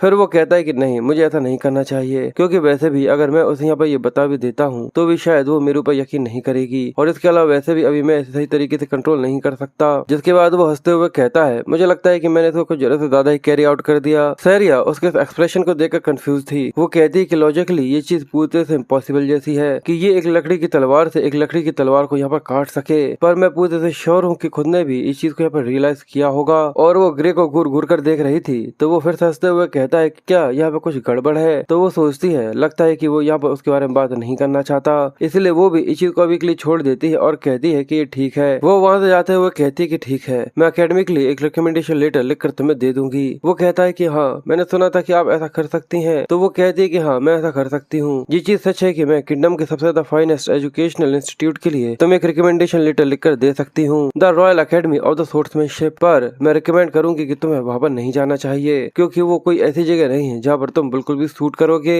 ये सुनने के बाद ग्रे डिसअपॉइंटेड हो जाता है और वो अपने आप को कोसते हुए कहता है कि मुझे लगा ही था कि मेरे अंदर स्ट्रेंथ की काफी ज्यादा कमी है। वैसे भी बड़ी मुश्किल से मैं उस चीज को कर पाया हूँ जो कि मैंने वहाँ पर किया था। पर सारिया आगे बोलते हुए कहती है पर जिस जगह को तुम बिलोंग करते हो असल में वो द वर्ल्ड यूनियन अकेडमी है। ये सुनकर जैसे कि ग्रे को एक अलग तरीके का ही धक्का लग गया था, एक ऐसा प्रेशर जो कि उसे समझ में नहीं आ रहा था। वो कहता है कि वो केवल किंगडम का सबसे ज्यादा फाइनेस्ट जगह ही नहीं है, बल्कि इस दुनिया की सबसे ज्यादा फाइनेस्ट इंस्टीट्यूट है। और वो याद करता है द वर्ल्ड यूनियन अकेडमी, क्या वो जगह नहीं है जहाँ से सोर्टसेंट और बाकी सभी लोग भी आए थे। इसलिए वो हैरानी के साथ सारिया से पूछता है कि मेरे जैसा कोई वहाँ पर सच में एक्सेप्ट हो भी सकता है। वो बताती है कि ये चीज पूरे से इम्पॉसिबल नहीं है, पर तुमने खुद ने भी इस चीज को रियलाइज कर ही लिया होगा कि जो तुम्हारी बॉडी है वो बड़ी मुश्किल से स्पोर्ट्समैन के लिए यहाँ पर फिट बैठती है। पर अगर यहाँ पर रॉयल अकेडमी होती तो तुम शायद यहाँ पर फेक करते हुए अंदर भी जा सकते थे, पर ऐसा करते हुए तुम कभी भी वर्ल्ड यूनियन अकेडमी के अंदर नहीं जा पाओगे। पर आखिर तुमने ऐसी मरी हुई थी बॉडी के अंदर इस तरीके की स्किल को एक्वायर कैसे कर लिया? तो वो भी कहता है कि हाँ। साथ ही वो सोचता है कि अकेडमी के अंदर के जितने भी जीनियस मॉन्स्टर्स थे वो सभी काफी ज्यादा खतरनाक थे और इस तरीके की बॉडी के साथ मुझे नहीं लगता कि मैं उनके साथ कम्पीट भी कर पाऊंगा। उसका ये उदास चेहरा देखकर सैरिया कहती है कि आखिर तुम गिव अप क्यों कर रहे हो? अभी भी एंट्रेंस एग्जाम के लिए 9 महीने बाकी हैं। ये सुनकर वो हिचकिचाता है, कहता है क्या केवल 9 महीने बचे हैं? वो कहती है कि हाँ, मैं ऐसा नहीं कहूंगी कि ये समय पूरी तरह से काफी होगा, पर मैं ये चाहूंगी कि तुम मेरे ऊपर भरोसा रखो, इसलिए अगले 9 महीनों तक क्या तुम सफर करने के लिए पूरी तरह से तैयार हो? ग्रे ये देखकर कंफ्यूज था और वो अपने आप को देखते हुए कहता है कि मैं सफर नहीं करना चाहता, पर फिर भी मैं यहाँ पर ये करने के लिए तैयार हूँ। प्लीज अगले 9 महीने तक मेरा अच्छे तरीके से ख्याल रखिएगा। सैरिया मुस्कुराते हुए कहती है कि सच में ये तो काफी ज्यादा अच्छा आंसर है। फिर वो यहाँ पर कपकपाते हुए कहती है, अगर ऐसा है तो चलो इस नर की शुरुआत करते हैं। और ये कहते हुए वो सच में किसी गुंडे की तरह लग रही थी, जिसके बाद जैसे जैसे समय बीतता चला जा रहा था उसे काफी ज्यादा इंटेंस ट्रेनिंग का सामना करना पड़ रहा था, जिसमें वो काफी ज्यादा मेहनत करता है और काफी भर भर के खाना भी खाता है और यहाँ तक उसे कई सारी अजीब अजीब सी चीजें भी खानी पड़ती हैं। पर इस सब के बाद भी वो बिल्कुल भी हार मानने के लिए तैयार नहीं था। वो लगातार गोकू की तरह ट्रेनिंग करने में ध्यान देता है और बस धीरे धीरे कर अपने आप को स्ट्रॉन्ग और स्ट्रॉन्ग बनाता रहता है। इसी तरीके से अब 8 महीने पूरे से बीत जाते हैं और अब ग्रे की कंडीशन पहले से काफी ज्यादा बदल चुकी थी। उसके शरीर पर काफी ज्यादा मसल्स आ चुके थे। सैरिया भी ये देखकर कहती है कि तुम पहले से काफी ज्यादा बड़े हो चुके हो और अब तुम्हारी मसल्स भी पहले से काफी ज्यादा स्ट्रॉन्ग हो गई हैं। पर अब मेरे पास कुछ भी ऐसा नहीं है जो कि मैं यहाँ पर तुम्हें सिखा सकूं, इसलिए अब तुम फुल कॉन्फिडेंस के साथ वहाँ पर जा सकते हो। ग्रे कंफ्यूज था, कहता है कि अभी तो 1 महीना और बाकी है ना एग्जाम के लिए। वो कहती है कि आखिर तुम ये क्या बात कर रहे हो? एग्जाम देना इतना भी ज्यादा आसान नहीं होगा, इसलिए तुम्हारे लिए यही अच्छा होगा कि तुम जितने जल्दी वहाँ पर पहुँचो। और वो उसे कुछ पैसे देते हुए कहती है कि इतने काफी होंगे तुम्हारे ट्रिप के लिए और 1 महीने के खाने के लिए। पर वो पैसा लेने से मना करते हुए कहता है कि मैं 1 महीने पहले वहाँ पर नहीं जाना चाहता, ये कुछ जरूरत से ज्यादा ही जल्दी है। आप तो ऐसा कह रहे हैं जैसे कि आप मुझे पूरे गांव के अंदर ढूंढने वाली हो। वो हंसते हुए कहती है कि तुम कुछ जरूरत से ज्यादा ही सोच रहे हो। पर तभी वो उससे कहता है कि मैंने सुना है कि गांव के पास में ही एक ओगर का नेस्ट मिला है। ये सुनने के बाद वो शौक और सरप्राइज से हो जाती है और साथ ही वो आगे कहता है, इसके अलावा हमारे गाँव के अंदर ऐसा कोई भी नहीं जो कि इसे यहाँ पर गार्ड कर सके। वो कहती है कि हाँ, तुमने सही कहा, यहाँ एक नेस्ट तो मिला है। पर साथ ही वो मुस्कुराती है और कहती है, पर हम लोगों को इस चीज के लिए कुछ भी करने की जरूरत नहीं है, क्योंकि रॉयल कैपिटल यहाँ पर हम लोगों की मदद करने के लिए आने वाली है, इसलिए तुम्हें इस चीज की चिंता करने की जरूरत नहीं है। तुम्हें तो बिना किसी चिंता के अपना एग्जाम देने के लिए जाना चाहिए। पर ग्रे उसको देखते हुए उसके झूठ को साफ साफ पकड़ पा रहा था। वो कहता है कि कोई भी ऐसा नहीं है जो कि इस गाँव की मदद करने के लिए आने वाला हो। जैसे ये विलेज यहाँ पर तबाह हो जाएगा, मास्टर भी यहाँ पर मारी जाएंगी। मैंने सुना था कि उनकी तभी मौत हो गई थी जब वो ऑगर से अकेले लड़ने के लिए चली गई थी। पर वो उसके मुंह पर कह देता है कि ठीक है, मैं समझ गया, आपका बहुत बहुत शुक्रिया, मैं एग्जाम देने के लिए जाऊंगा। ये सुनने के बाद वो मुस्कुराते हुए कहती है कि मैं दुआ करूंगी कि तुम इस एग्जाम में पास हो जाओ। पर उसी रात में हमें जंगल के अंदर का सीन दिखाया जाता है, जहाँ पर जो ये सीन था वो काफी ज्यादा हॉरिफाइक था, क्योंकि इंसानों के स्केलेटन्स को वहाँ पर पेड़ से लटका कर वहाँ पर टांगा गया था और आधी रात में सैरिया वहाँ पर अकेली घूम रही थी। वो आगे बढ़ते हुए खून के निशानों को देखकर सामने की तरफ देखकर कहती है कि वो जरूर वहाँ पर होगा। पर तभी उसे एक आवाज आती है कि आखिर तुम कहाँ जा रही हो? ये सुनकर वो कंफ्यूज जैसे ऊपर की तरफ देखती है तो उसे पेड़ पर ग्रे बैठा हुआ दिखता है, जो कि उसको देखकर मास्टर कहता है कि आखिर तुम कहाँ जा रही हो? वो भी ग्रे को यहाँ पर देखकर कंफ्यूज थी। वो उससे कहती है कि आखिर तुम यहाँ क्या कर रहे हो? क्या मैंने तुमसे नहीं कहा था कि तुम्हें अकेडमी के लिए जाना चाहिए? वो कहता है कि हाँ, ये तो मेरी लाइन होनी चाहिए। मुझे लगा था कि आपने कहा है कि ओगर के नेस्ट का सामना करने के लिए रॉयल कैपिटल से आर्मी यहाँ पर आने वाली है। वो बताती है कि असल में अब वो लोग यहाँ पर नहीं आने वाले, उनके खुद के पर्सनल कुछ रीजंस की वजह से, इसलिए मैं अकेले ही उन लोगों से डील करने के लिए जा रही हूँ। और वैसे भी मैं अकेले ही उनके लिए काफी हूँ। मुझे नेस्ट की स्ट्रेंथ के बारे में पता है, कुछ स्काउट ने यहाँ पर रिपोर्ट किया था। उनका बॉस असल में एक एलिट ओगर है और उस नेस्ट के अंदर लगभग 40 से 50 कुछ मॉन्स्टर्स हैं। और भले ही उनका नंबर थोड़ा सा ज्यादा है, मैं चीज को एडमिट करती हूँ, पर उनको हराना मेरे लिए थोड़ा सा ट्रिकी होगा और कुछ नहीं। ग्रे सोचता है कि एक एलिट ओगर, मुझे नहीं लगता कि वो इतना ज्यादा ताकतवर हो सकता है, पर जो ओगर की रियल स्ट्रेंथ होती है वो उसकी इंटेलिजेंस और लीडरशिप के ऊपर कंसिडर करती है। वहाँ पर जाकर ये रिस्क लेना कि वो सभी के सभी तुम्हें घेर कर वहाँ पर मार सकते हैं, ये तो एक सुसाइड मिशन की तरह है। और एक चीज है जो कि मैं क्लियरली यहाँ पर जानता हूँ कि अगर मास्टर अकेली वहाँ पर जाती है तो वो जिंदा लौट कर वहाँ से नहीं आ सकती, और उसके बाद ये गाँव भी यहाँ पर उसके साथ साथ तबाह हो जाएगा। और ये फ्यूचर मैंने अपनी खुद की आंखों से देखा था, इसलिए वो उससे कहता है कि मैं आपके साथ चलूंगा। वो कहती है कि मैंने कहा ना, मैं अकेले इस चीज को सफर कर सकती हूँ। पर वो बहाना बनाते हुए कहता है कि पर मैं इस मौके को बिल्कुल भी नहीं खोना चाहता जहाँ पर मुझे रियल कॉम्बैट एक्सपीरियंस मिल सके। और क्या इसके अलावा सच में आपको ऐसा लगता है कि मैं आपके कहीं रास्ते में आऊंगा? वो कहती है कि तुम्हें भी ये अच्छे से पता है कि तुम कभी मेरे रास्ते में नहीं आओगे। यहाँ तक मैं तुम्हें मार्क बैटल तक में हरा नहीं पाई थी, पर इसके अलावा इस चीज के बारे में कोई भी नहीं जानता कि असल में वहाँ पर जो रियल फाइट होती है वो कैसी होती है, खासकर एक मॉन्स्टर नेस्ट के अंदर जो कि अचानक ही यहाँ पर फॉर्म हुआ हो। सच में ये कुछ जरूरत से ज्यादा ही खतरनाक काम है। शायद यही अच्छा होगा कि तुम्हें थोड़ा सा और वेट करना चाहिए जिससे तुम्हें रियल फाइट का थोड़ा सा एक्सपीरियंस हो सके। ये जानने के बाद वो कहता है, इसका मतलब क्या सच में आप वहाँ पर अकेले जाने के बारे में कह रही हैं? अगर ऐसा है तो मेरे पास एक आइडिया है। वो कंफ्यूज थी कि आखिर कैसा आइडिया। वो आगे बढ़ते हुए बोलता है, मैं यहाँ पर आपसे लड़ाई करूंगा जिसके बाद आपको बेहोश कर मैं अकेले ही ओगर से लड़ने के लिए चला जाऊंगा। और ये कहकर वो अपनी तलवार को बाहर निकालता है और अपने मास्टर की गर्दन के ऊपर रख देता है। अब यहाँ पर पूरे में शांति छा चुकी थी। वो दोनों ही एक दूसरे को बस घूर घूर कर देख रहे थे। ग्रे ने अपनी तलवार उसकी गर्दन पर रख दी थी और वो कुछ कह ही नहीं पा रही थी, पर फिर उसके चेहरे पर एक मुस्कुराहट आ जाती है और वो कहती है कि ठीक है, मैं हार मानती हूँ, पर मुझसे इस चीज का वादा करो, चाहे कुछ भी क्यों ना हो जाए, पर तुम जिंदा लौटकर जरूर आओगे। वो कहता है कि हाँ, मैंने भी इसी चीज का प्लान किया है और मास्टर तुम भी बिल्कुल वहाँ पर मर मत जाना। और ये कहकर वो दोनों ही ओगर के नेस्ट की तरफ बढ़ना चालू हो चुके थे और पहाड़ों के बीच में हमें ओगर का नेस्ट दिखाया जाता है जो कि कैनियन के अंदर बना हुआ था। वो दोनों ही दूर से उस चीज को देख रहे थे। वो कहती है कि ये सकरी सी गलियां, यहाँ से निकलना सच में काफी ज्यादा मुश्किल होगा। सच में उन लोगों को ऐसी किसी जगह पर नेस्ट बनाने के लिए काफी ज्यादा कॉन्फिडेंस हो सकता है। ग्रे बोलता है कि हम लोग भी वहाँ से बाहर नहीं निकल सकते और हम लोग यहाँ पर एक इंटेलिजेंस मॉन्स्टर के खिलाफ है, तो हम लोगों के लिए यही अच्छा होगा कि हमारी तरफ से कोई भी गलती ना हो और हम लोग काफी सावधान रहे। वो कहती है कि हाँ, मुझे पता है, पर मुझे जो बॉस है वो यहाँ पर कहीं पर भी नहीं दिख रहा। शायद वो अभी टेंट के अंदर हो सकता है। चलो अच्छा है कि इसकी वजह से हम बॉस के बाहर आने से पहले कई सारे नंबर्स को यहाँ पर कम कर सकते हैं। ग्रे, तुम उस तरफ के मॉन्स्टर्स को संभालोगे और मैं दूसरी तरफ के मॉन्स्टर्स को।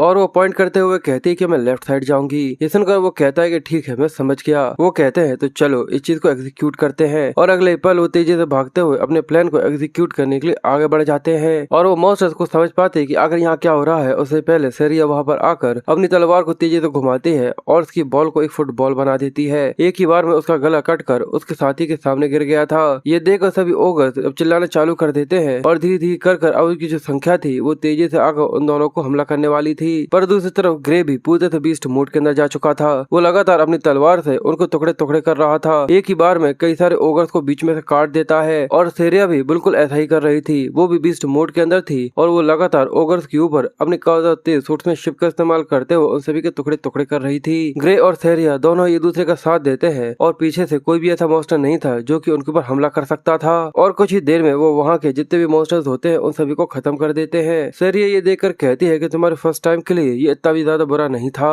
पर वो मास्टर से कहता है कि सावधान रहना क्योंकि अभी तो ये बस शुरुआत है। पर ग्रे कंफ्यूज था। वो कहता है कि ये चीज काफी ज्यादा अजीब है क्योंकि ये कुछ जरूरत से ज्यादा ही कमजोर है, कुछ जरूरत से ज्यादा ही कमजोर कि अगर मास्टर अकेले भी यहाँ पर आती तो वो डेफिनेटली इन सभी को हैंडल कर सकती थी। पर वही वो ये सोचता है कि जो एलिट ओगर है शायद वो काफी ज्यादा ताकतवर हो सकता है। तो टेंट के अंदर उसे दो आंखें दिखाई जाती हैं, दो लाल आंखें जो कि बहुत गुस्से में और एक डर फैलाते हुए ग्रे की तरफ ही देख रही थी। जैसे ही ग्रे उसकी तरफ देखता है तो वो बहुत बुरी तरीके से डर से सहम गया था, इसलिए वो जल्दी से चिल्लाते हुए सेरिया से कहता है कि हम लोगों को ये सब छोड़कर जल्दी से यहाँ से भागना होगा। वो कंफ्यूज थी कि आखिर अचानक इसे क्या हो गया, पर जिस तरीके से वो जोर से चिल्लाता है कि उसका जो डर था वो सेरिया भी यहाँ पर महसूस कर पा रही थी। वो कहता है कि जल्दी से यहाँ से भागो और फिर वो लीड लेते हुए तेजी से आगे भागना चालू करते हैं और सेरिया भी बिना कुछ सोचे समझे उसके साथ भागने लगी थी। पर उनका ये प्लान बिल्कुल भी काम नहीं करता क्योंकि जो मॉन्स्टर था वो इतना ताकतवर था कि वो उनके ऊपर से कूदते हुए अचानक ही उन लोगों के सामने आ जाता है। उसको इस तरीके से उनके सामने अचानक ही आता हुआ देखकर ग्रे बहुत ज्यादा शॉक हो गया था और सेरिया ये देखकर मुस्कुराते हुए कहती है कि ये वही एलिट ओगर है। जरा देखो तो हम लोगों के लिए कितने ज्यादा बड़े ऑनर की बात है कि जो बॉस है वो खुद हमसे मिलने के लिए यहाँ पर आया है। पर ग्रे घबराया हुआ चिल्लाकर कहता है कि नहीं, ये रियल बॉस नहीं है। असल में जो रियल बॉस है और पीछे से काफी जोर से रोर करने की आवाज सुनाई देती है और ये रोर की फ्रिक्वेंसी इतनी ज्यादा पावरफुल थी कि इसकी वजह से उन दोनों के कान भी दर्द करना चालू हो चुके थे। पर इसकी वजह से जो ओगर्स थे वो अचानक ही बेजर्क मोड के अंदर चले गए थे, जिस वजह से उनकी आंखें लाल लाल चमकना चालू हो जाती हैं और वो पहले से और भी ज्यादा वाइल्ड हो जाते हैं। तो जैसे सेरिया ये देखती है तो ये डर उसकी सीरन तक बैठ जाता है। वो कहती है कि रुक जाओ, आखिर अचानक ही एक एलिट ओगर से भी इतना ज्यादा ताकतवर आखिर वो यहाँ पर क्या कर रहा है? ये तो एक ओगर जनरल है। जैसे सेरिया को ये पता चलता है तो वो कहती है कि इस नेस्ट के अंदर क्या ये ट्रू बॉस है? और वो लोग यहाँ पर बहुत बुरी तरीके से फंस चुके थे। एक तरफ कुआं था जो एलिट ओगर वहाँ पर खड़ा हुआ था और एक तरफ खाई था कि कई सारे ओगर्स के साथ ओगर जनरल उन लोगों का वेट कर रहा था।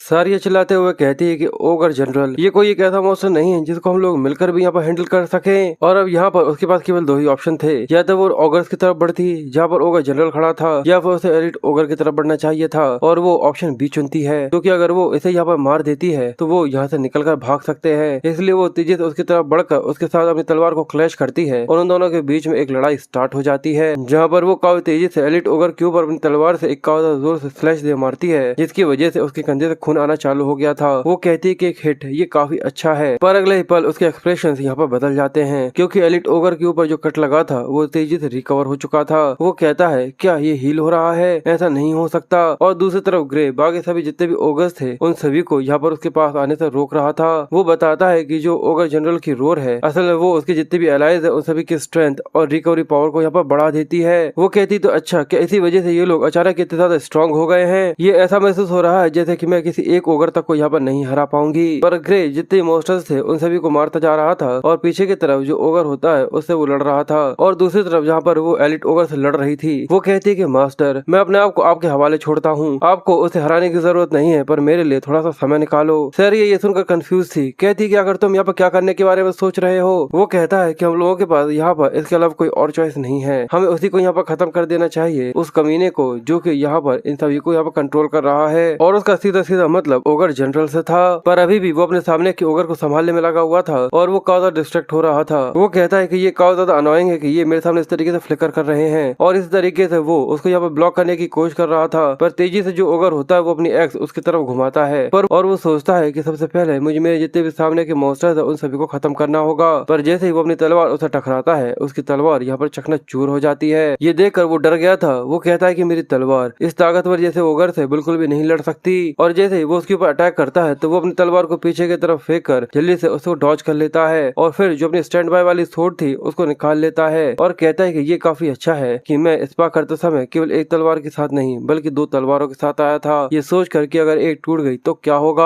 और वहीं सेरिया भी पीछे से ग्रे को आवाज देते हुए कहती है कि ये मेरे स्पेयर को इस्तेमाल करो, और वो भी अपनी दूसरी तलवार को उसकी तरफ फेंकती है। ये देखकर वो उसे पकड़ते हुए कहता है कि आपका बहुत बहुत शुक्रिया। वो सोचता है कि चलो अब मेरे पास दो तलवारें हैं, पर मुझे नहीं लगता कि ये जितने मेरे सामने के मॉन्स्टर्स है उन सभी को खत्म करने के लिए काफी होगी, और साथ ही एक ओगर जनरल को भी। पर अब वो ज्यादा ध्यान न देते हुए जल्दी से उस तलवार को अपने पास रखता है और कहता है कि ये बहुत हुआ, और फिर वो तेजी से सभी ओगर्स को लीप करते हुए जनरल की तरफ बढ़ने की कोशिश कर रहा था। फिर इसकी वजह से एक ओगर अचानक उसके सामने आता है, तो जिसकी वजह से उसके चेहरे पे कट लग गया था। वो उसे यहाँ पर रोकने की कोशिश करता है और उसे यहाँ पर थोड़ी सी डिफिकल्टी महसूस हो रही थी, क्योंकि अभी भी कई सारे ओगर्स थे जो कि ओगर जनरल और उसके बीच में खड़े हुए थे। ये देखकर वो अपनी एनर्जी को रिलीज करता है, उसकी तलवार चमकती है और वो फिर से जोर से रोर करने लगा था। इसकी वजह से ग्रे थोड़ा सा कंफ्यूज था, क्योंकि अब जो उसके सामने के ओगर्स थे वो पहले से और भी ज्यादा भयानक और भी ज्यादा ताकतवर हो चुके थे। वो समझ जाता है कि शायद जो ओगर जनरल है उसे उसकी स्ट्रेटेजी के बारे में पता चल चुका है, और अब वो पहले से और भी ज्यादा बेजर हो चुके थे। इसी वजह से ग्रे को उनको संभालने में और भी ज्यादा दिक्कतें आ रही थी। वो फिर से रोर करना चालू करता है और वो उनको आगे बढ़ने का ऑर्डर देता है, और वो और भी ज्यादा भयानक होते चले जा रहे थे। अब एक ओगर जो कि उसकी तलवार के साथ अपनी एक्स को टकरा रहा था वो जल्दी से अपनी तलवार को नीचे की तरफ घुमाते हुए उसके अटैक को यहाँ पर डिफ्लेक्ट करता है, जिसके बाद वो उसको छोड़कर उसके आगे की तरफ बढ़ना चालू कर चुका था, और उनके बीच में से भी यहाँ पर रास्ता निकालते हुए वो आगे की तरफ भाग रहा था। पर इसकी वजह से भी उसके शरीर के ऊपर कई सारे कट्स लग गए थे, और फिर वो अपने सामने आने वाले फिर से ओगर्स को खत्म कर देता है और कहता है कि मेरे पास यहाँ पर बिल्कुल भी समय बर्बाद करने के लिए बिल्कुल भी समय नहीं है। इसकी वजह से वो फिर से डिस्ट्रैक्ट हो गया था कि साइड से एक ओगर आकर कमर से उसे पकड़ लेता है, जिसके बाद ऐसा लग रहा था जैसे कि वो वहाँ पर चाहते हैं वो वहीं पर आकर खड़ा हो गया है, क्योंकि एक दूसरा ओगर अपनी बड़ी सी एक्स को घुमाते हुए ग्रे को यहाँ पर खत्म करने वाला था। पर वो लोग इस स्ट्रेंथ की वजह से इतने ज्यादा पागल हो चुके थे कि वो अपने जैसे को मारने में बिल्कुल भी नहीं हिचकिचाते, और वो एक्स गलती से उसी दूसरे ओगर को लग जाती है। पर अगले ही पल एक काफी ज्यादा खतरनाक और काफी ज्यादा भयानक था गीगा चैट जैसा देखने वाला ओगर एक काफी ज्यादा पावरफुल पंच बनाकर उसकी तरफ दे मारता है। ये देखकर वो डर गया था कि अगर वो गलती से उसको टकरा गया तो वो यहाँ पर मारा जाएगा। वो अपनी तलवार को जल्दी से सामने लेकर आ जाता है, पर उसके ऊपर भी कई सारे क्रैक्स आ गए थे, और ये इम्पैक्ट इतना ज्यादा पावरफुल था कि वो पीछे जाकर टकराता है और वहाँ पे काफी बड़ा धमाका होता है। इसकी वजह से अंदर से वो बहुत बुरी तरीके से घायल हो गया था, उसके मुंह से खून आना चालू हो जाता है, और यहाँ पर उसकी दूसरी तलवार भी चकनाचूर हो चुकी थी, और अब बस केवल एक ही तलवार बची थी जो कि उसके पास थी, और अब वो ये देखकर हार मान चुका था। वो कहता है कि इस तलवार के साथ मैं इन सभी ओगर्स और जनरल से आखिर कैसे लड़ पाऊंगा। मेरा वो एक्सपीरियंस जो कि रेग्रेशन के पहले के मेरे पास था उसकी वजह से मैं ये चीज काफी अच्छी तरीके से जानता हूँ कि मैं यहाँ पर इनसे नहीं जीत सकता। पर फिर भी वो अपने ग्रिप को टाइट करते हुए कहता है कि भले ही कुछ भी ऐसा क्यों ना हो पर मैं यहाँ पर हार नहीं मानने वाला। वो अपने मास्टर से कहता है कि प्लीज जल्दी से यहाँ से भाग जाओ। वो कहता है कि प्लीज जल्दी से यहाँ से भाग जाओ, मैं ऐसा डिकॉय पीछे रहकर तुम्हारे भागने तक इन लोगों को फंसा कर रखूंगा। पर ये सुनकर उसके चेहरे पर मुस्कुराहट आ जाती है और वो कहती है कि मुझे माफ कर देना, पर मैं भी ऐसा नहीं कर सकती। वो कहता है कि यहाँ पर तुम बिना फालतू ही बस यहाँ पर मरना चाहती हो। अगर तुम यहाँ से भागती हो तो तुम मेरी चिंता मत करो, थोड़ी ही देर में मैं भी तुम्हारे पीछे आ जाऊंगा। वो बताती है कि असल में ऐसा नहीं है, बल्कि मैं यहाँ से भाग ही नहीं सकती, क्योंकि उसकी जांघ पर एक काफी ज्यादा गहरा कट लग चुका था, जिसे काफी तेजी से खून आ रहा था और वो अपने पैरों को हिला ही नहीं पा रही थी। ये जानने के बाद ग्रे की जितनी भी उम्मीदें थी वो भी यहाँ पर पूरी तरह खत्म हो जाती हैं। उसके चेहरे पर ये डिसअपॉइंटमेंट साफ साफ दिखाई दे रही थी। वो कहता है कि अब मेरे पास ऑप्शन खत्म होते चले जा रहे हैं। मैं समय में पीछे इसलिए आया था जिससे मैं लिक्विडेटर को हरा सकूं, पर ऐसा लगता है जैसे कि सारी चीजें यहीं पर खत्म हो जाएंगी। और अगले ही पल जैसे ही वो उसके ऊपर तलवार मारता है, उसकी आखिरी तलवार भी यहाँ पर चकनाचूर होकर टूट जाती है और उस तलवार के साथ साथ उसकी उम्मीद भी यहाँ पर पूरी तरह चकनाचूर हो गई थी। पर फिर भी वो हिम्मत करते हुए कहता है कि नहीं, अभी ये चीज पूरी तरह से खत्म नहीं हुई है। अगर उस समय की तरह उस पावर को मैं यहाँ पर इस्तेमाल कर सकता हूँ, वो डार्कनेस से भरी हुई पावर जिसका इस्तेमाल करते हुए मैं लिक्विडेटर से लड़ रहा था, तो यहाँ खड़े हुए जितने भी मेरे दुश्मन है वो सभी एक ही बार में यहाँ पर खत्म हो जाएंगे। और इसे सोच के साथ वो अपनी तलवार को अपने सामने की तरफ रखते हुए कहता है कि मुझे याद करना होगा उस सेंसेशन को जो कि मैंने उस समय महसूस करी थी। और वो उसे महसूस करने की कोशिश कर रहा था और कुछ ही देर में जैसी उसकी आंखें खुलती हैं तो वो ग्रे नहीं था जो कि थोड़ी देर पहले ये सोच रहा था कि सब कुछ यहाँ पर खत्म हो जाएगा। वो अपनी डार्क एनर्जी को रिलीज करता है और एक पावरफुल स्लैश दे मारता है और इस अटैक की वजह से जितने भी उसके सामने के मॉन्स्टर्स थे वो सभी एक ही बार में खत्म हो जाते हैं। सरिया भी ये देखकर कंफ्यूज थी कि आखिर अचानक ही ग्रे यहाँ पर क्या कर रहा है, पर ग्रे अभी भी पूरी तरह से चीज को कंट्रोल कर पा रहा था। वो मुस्कुराते हुए उसकी तरफ देखकर कहता है कि ये पूरी तरह से ठीक है और फिर वो फिर से एक और अटैक करता है और उसके सामने के जितने भी मॉन्स्टर्स होते हैं, यहाँ तक जो जनरल ओगर था वो भी यहाँ पर मारा गया था। सरिया ये देखने के बाद बहुत ज्यादा शॉक हो गई थी, पर जो एलिट ओगर था अभी भी वो उसके पीछे था जो कि उसके ऊपर अटैक करने वाला था। पर सही समय पर वो बड़े ही आराम से उसके अटैक को यहाँ पर ब्लॉक कर लेती है और वो महसूस करती है कि अब जो उसके अटैक है वो पहले से काफी ज्यादा हल्के हो चुके हैं। वो कहती है तो चलो अब समय आ चुका है तुम्हें यहाँ पर खत्म करने का, क्यों अब ओगर जनरल के यहाँ पर मदद न करने की वजह से एलिट ओगर पहले से काफी ज्यादा कमजोर हो चुका था। इसी वजह से वो उसके ऊपर अपनी सोर्समैनशिप का इस्तेमाल करते हुए अटैक करती है और एक ही बार में उसके टुकड़े टुकड़े कर उसे खत्म कर देती है। थोड़ी देर बाद बस वहाँ पर और की लाश पड़ी हुई थी, जहाँ पर वो कहता है कि हमने आखिरकार कैसे करके इसे मैनेज कर लिया, पर प्लीज मुझे माफ कर देना क्योंकि मुझसे तुम्हारी ये तलवार टूट गई। पर वो मुस्कुराते हुए कहती है कि इस चीज के ऊपर ध्यान मत दो, तुमने यहाँ पर मेरी जान बचाई है। तो तलवार को हैंडल देती है और कहती है कि वो अटैक जो कि अभी अभी तुमने किया था, पर वो अपनी बात पूरी कर पाती उससे ही पहले ग्रे बेहोश होकर वहाँ पर गिर जाता है। उसके शरीर के अंदर की जितनी भी ताकत थी उसने इस एनर्जी को इस्तेमाल करने के लिए लगा दी थी, इसलिए वो भी ग्रे की चिंता करते हुए जोर से चिल्लाती है जो कि यहाँ पर बेहोश हो गया था। जिसके बाद हमें ग्रे को एक डार्क जगह पर दिखाते हैं। वो अपने इनर रेल्म के अंदर पहुंच चुका था, जहाँ पर उसे कुछ भी दिखाई नहीं देता बल्कि एक बड़े से दरवाजे के जिसके ऊपर चेन्स बंधी हुई थी। वो कंफ्यूज था कि आखिर ये दरवाजा आखिर यहाँ पर ये क्या कर रहा है, पर उसके अंदर से वही रेड और डार्क ब्लैक एनर्जी रिलीज हो रही थी। वो उसको देखकर कहता है कि ये तो वही है, ये तो वही पावर है, अगर मैं इसे यहाँ पर ओपन कर लेता हूँ तो शायद मैं उस पावर को यहाँ पर ऑब्टेन कर सकता हूँ। उसके पास यहाँ पर कोई और ऑप्शन नहीं था। वो जैसे ही एक कदम आगे बढ़ाता है पर अचानक ही उसे काफी ज्यादा भयानक और काफी ज्यादा डरावनी सी फीलिंग महसूस होती है, जैसे कि अगर उसने एक और कदम आगे बढ़ाया तो शायद वो यहाँ पर मारा जाएगा। और ये डर की फीलिंग उसे बहुत बुरी तरीके से डरा चुकी थी, जिस वजह से वो जल्दी से सरकते हुए पीछे आ जाता है। वो काफी घबराते हुए अपने आप को संभालता है और कहता है कि मुझे ये नहीं पता कि आखिर ऐसा क्यों हुआ, पर मैं इस चीज के लिए पूरी तरह से श्योर हूँ कि अगर गलती से अभी मैंने ये दरवाजा खोल भी लिया तो इसकी वजह से मैं यहाँ पर मारा जाऊंगा। और ये डर उसकी आंखों से साफ साफ बगड़ते हुए दिख रहा था कि जिसकी वजह से उसके आंसू आने लगे थे। जिसके अगले पल में ग्रे अपनी आंखें खोलता है तो वो अपने आप को बेड पर देखता है। वो कंफ्यूज हो रहा था कि आखिर ये क्या है। सरिया उसको देखकर कहती है कि आखिरकार तुम होश में आ गए। उसके भी हाथ यहाँ पर फ्रैक्चर हो चुका था। वो पूछता है कि आखिर मैं कहाँ हूँ। वो बताती है कि तुम विलेज की इन्फर्मरी के अंदर हो, तुम 5 दिनों से बेहोश थे, मुझे तो ये डर लग रहा था कहीं तुम फिर से उठ पाओगे या फिर नहीं। वो है कि उस एनर्जी को इस्तेमाल करने की वजह से मेरी बॉडी ने ये टोल दिया है। मैंने वहाँ पर अपने आप को कुछ जरूरत से ज्यादा ही हार्ड पुश कर दिया था, शायद इसकी वजह से ही मेरी बॉडी इस चीज को बिल्कुल भी सह नहीं पा रही है। वो कहती है कि मुझे नहीं लगता कि अपने आप को कुछ जरूरत से ज्यादा ही पुश करना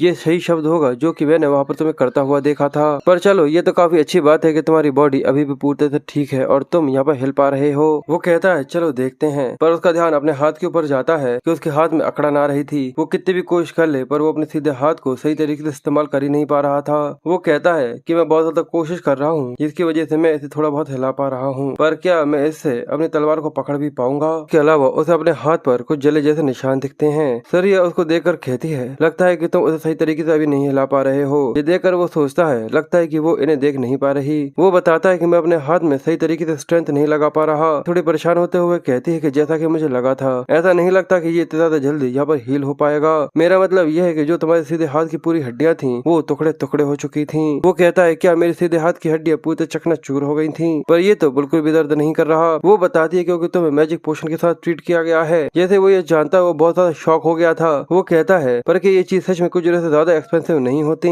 सरिया कहते हैं कि तुम इसकी चिंता मत करो, विलेज चीफ ने पर्सनली तुम्हें ये आकर यहाँ पर दिया है। ये सुनकर वो कंफ्यूज था, क्या पर्सनल चीफ ने ये किया है, पर आखिर उसके जैसा कोई आखिर मेरे लिए ऐसा कुछ क्यों करेगा। वो कहती है कि अगर तुम ये क्या कह रहे हो ग्रे, तुम्हें पता है कि तुम इस गाँव के एक हीरो बन चुके हो। पर ग्रे को कोई भी आइडिया नहीं था कि आखिर वो यहाँ पर क्या बात कर रही है। पर थोड़ी देर में बैम की आवाज आती है और दरवाजा खोलते हुए विलेज चीफ वहाँ पर आ जाते हैं। पर ग्रे उसको देखकर कंफ्यूज था और वो कहता है कि आपके इस मैजिक पोशन के लिए आपका बहुत बहुत शुक्रिया। पर वही वो उसे टोकते हुए कहता है कि जिसको यहाँ पर शुक्रिया करना चाहिए वो तुम नहीं बल्कि हम लोग हैं। हम लोग यहाँ पर ओगर जनरल के बारे में बात कर रहे हैं। वो एक ऐसा मॉन्स्टर है, अगर हम पूरे पूरे गाँव वाले मिलकर भी उसके ऊपर हमला करते तब भी उसके ऊपर एक खरोच तक लेकर नहीं आ पाते। और उसके जैसे एक मॉन्स्टर ने हमारे विलेज को यहाँ पर टारगेट किया था, पर अगर तुमने उसे वहाँ पर मारा नहीं होता तो शायद हमारा गाँव तो अब तक पूरा तबाह हो चुका होता। तुमने और सारा ने मिलकर बस केवल ये पोशन, इन्फर्मरी और केवल गाँव में रहने वाले लोगों की जान ही नहीं बचाई है, बल्कि हर एक चीज जो कि इस गाँव के अंदर है। अगर तुम नहीं होते तो यहाँ पर सब कुछ खत्म हो चुका होता। ग्रे ये सुनकर थोड़ा सा हेजिटेट हो रहा था, पर वो उसे कहता है कि तुम्हें अपने बारे में इस तरीके से बातें नहीं करनी चाहिए। मैं सच में काफी ज्यादा शुक्रगुजार हूँ। और ग्रे सोचता है कि चीफ बिल्कुल सही है, क्योंकि उस दुनिया में जिसमें मैं रेजरेक्ट नहीं हुआ था उसके अंदर ओगर के अटैक की वजह से ये गाँव पूरा तबाह हो चुका था।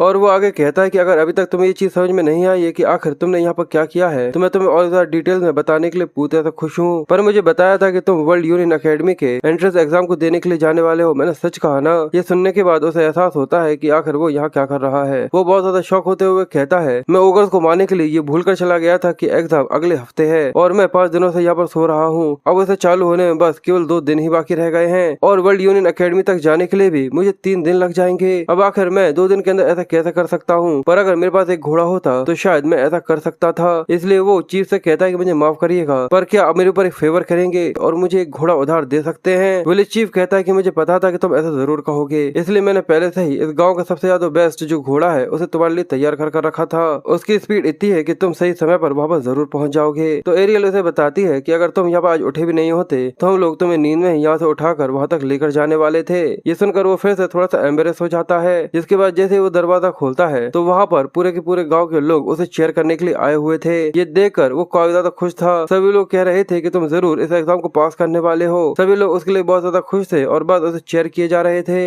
एक आदमी सामने की तरफ आकर ग्रे से कहता है कि लो ये रख लो। वो कंफ्यूज था कि आखिर इस सब का क्या मतलब है। वो कहता है कि ये गांव के लोगों ने यहाँ पर तुम्हारे लिए इकट्ठे करे हैं, क्योंकि हमने सुना था कि वर्ल्ड यूनियन अकेडमी के अंदर अप्लाई करना भी काफी ज्यादा महंगा होता है। ग्रे कंफ्यूज था क्या सभी लोगों ने, जिसकी वजह से वो काफी खुश होता है और उन लोगों का मुस्कुराते हुए शुक्रिया करता है। और वो कहता है कि अगर मैं एग्जाम में फेल हो गया तो मेरा यहाँ पर इस तरीके से वापस आना काफी ज्यादा बुरा होगा। वो कहती है कि तुम इसकी चिंता मत करो, पूरे वर्ल्ड यूनियन अकेडमी के अंदर ऐसा कोई भी एप्लीकेंट नहीं होगा जो कि ओगर जनरल को अकेला हरा सके। वो कहता है कि हाँ, पर जो मेरा सीधा हाथ है वो सही तरीके से काम ही नहीं कर रहा। वो कहती तो क्या हुआ, तुम्हारा लेफ्ट आर्म अभी भी काफी अच्छे तरीके से काम कर रहा है। वो उसे मूव करते हुए कहता है कि हाँ, पर वो उसे रोकते हुए कहती है कि ये तक काफी होगा, वैसे भी तुम्हें उस पावर का वहाँ पर इस्तेमाल करने की जरूरत ही नहीं है। वो पूछता है कि पर जो एंट्री एग्जाम होगा वो इतना ज्यादा आसान तो नहीं होगा, क्या मैं सच में बस एक उल्टे हाथ के साथ यहाँ पे इसको जीत सकता हूँ। वो कहती है कि कोई दिक्कत नहीं, क्योंकि जो एकेडमिक एग्जामिनर्स हैं वो अंधे नहीं है, वो केवल तुम्हारी एबिलिटी को देखते हैं। इसलिए मैं इस चीज की गारंटी देती हूँ कि तुम वहाँ पर डेफिनेटली पास हो जाओगे। उसने तो यहाँ पर उसके जाने से पहले ही रिजल्ट सुना दिया था। वो कहता है कि आपका बहुत बहुत शुक्रिया, आपने जो मेरे लिए इतनी सारी मेहनत करी है। अब मैं फेल होकर बिल्कुल भी नहीं आऊंगा। फिर वो आगे बढ़ते हुए कहता है कि मेरे प्रीवियस पास्ट में ये गाँव यहाँ पर तबाह हो गया था, पर अभी तक ये यहाँ पर पूरी तरह से एग्जिस्ट कर रहा है। इसका मतलब ये दुनिया बिल्कुल भी वैसी नहीं रही है जैसे कि मेरी पहली थी। भविष्य यहाँ पर बदल चुका है और मैं इस पावर के साथ अब यहाँ से जा रहा हूँ। और वो वर्ल्ड यूनियन की तरफ बढ़ रहा था और वो घोड़े का शुक्रिया करता है क्योंकि उसकी वजह से वो सही समय पर वहाँ पर पहुँच गया था। और ये एक बड़ा सा डोम जैसा बना हुआ था जहाँ पर 3 ब्रिज उसे क्रॉस कर रहे थे और ये द वर्ल्ड यूनियन अकेडमी है। जिसके बाद एक काफी ज्यादा बड़े अरीना का सीन होता है जहाँ पर लाखों करोड़ों बच्चे यहाँ पर एंट्री एग्जाम के लिए आए हुए थे और बताया जाता है कि जो एग्जामिनेशन टिकट्स हैं उन्हें डिस्ट्रीब्यूट करना चालू कर दिया गया है। और जब तक ये पूरा नहीं होता सभी एग्जामिनीज को अंदर रहने के बारे में ही कहा गया था। वहाँ पर सभी बातें कर रहे थे,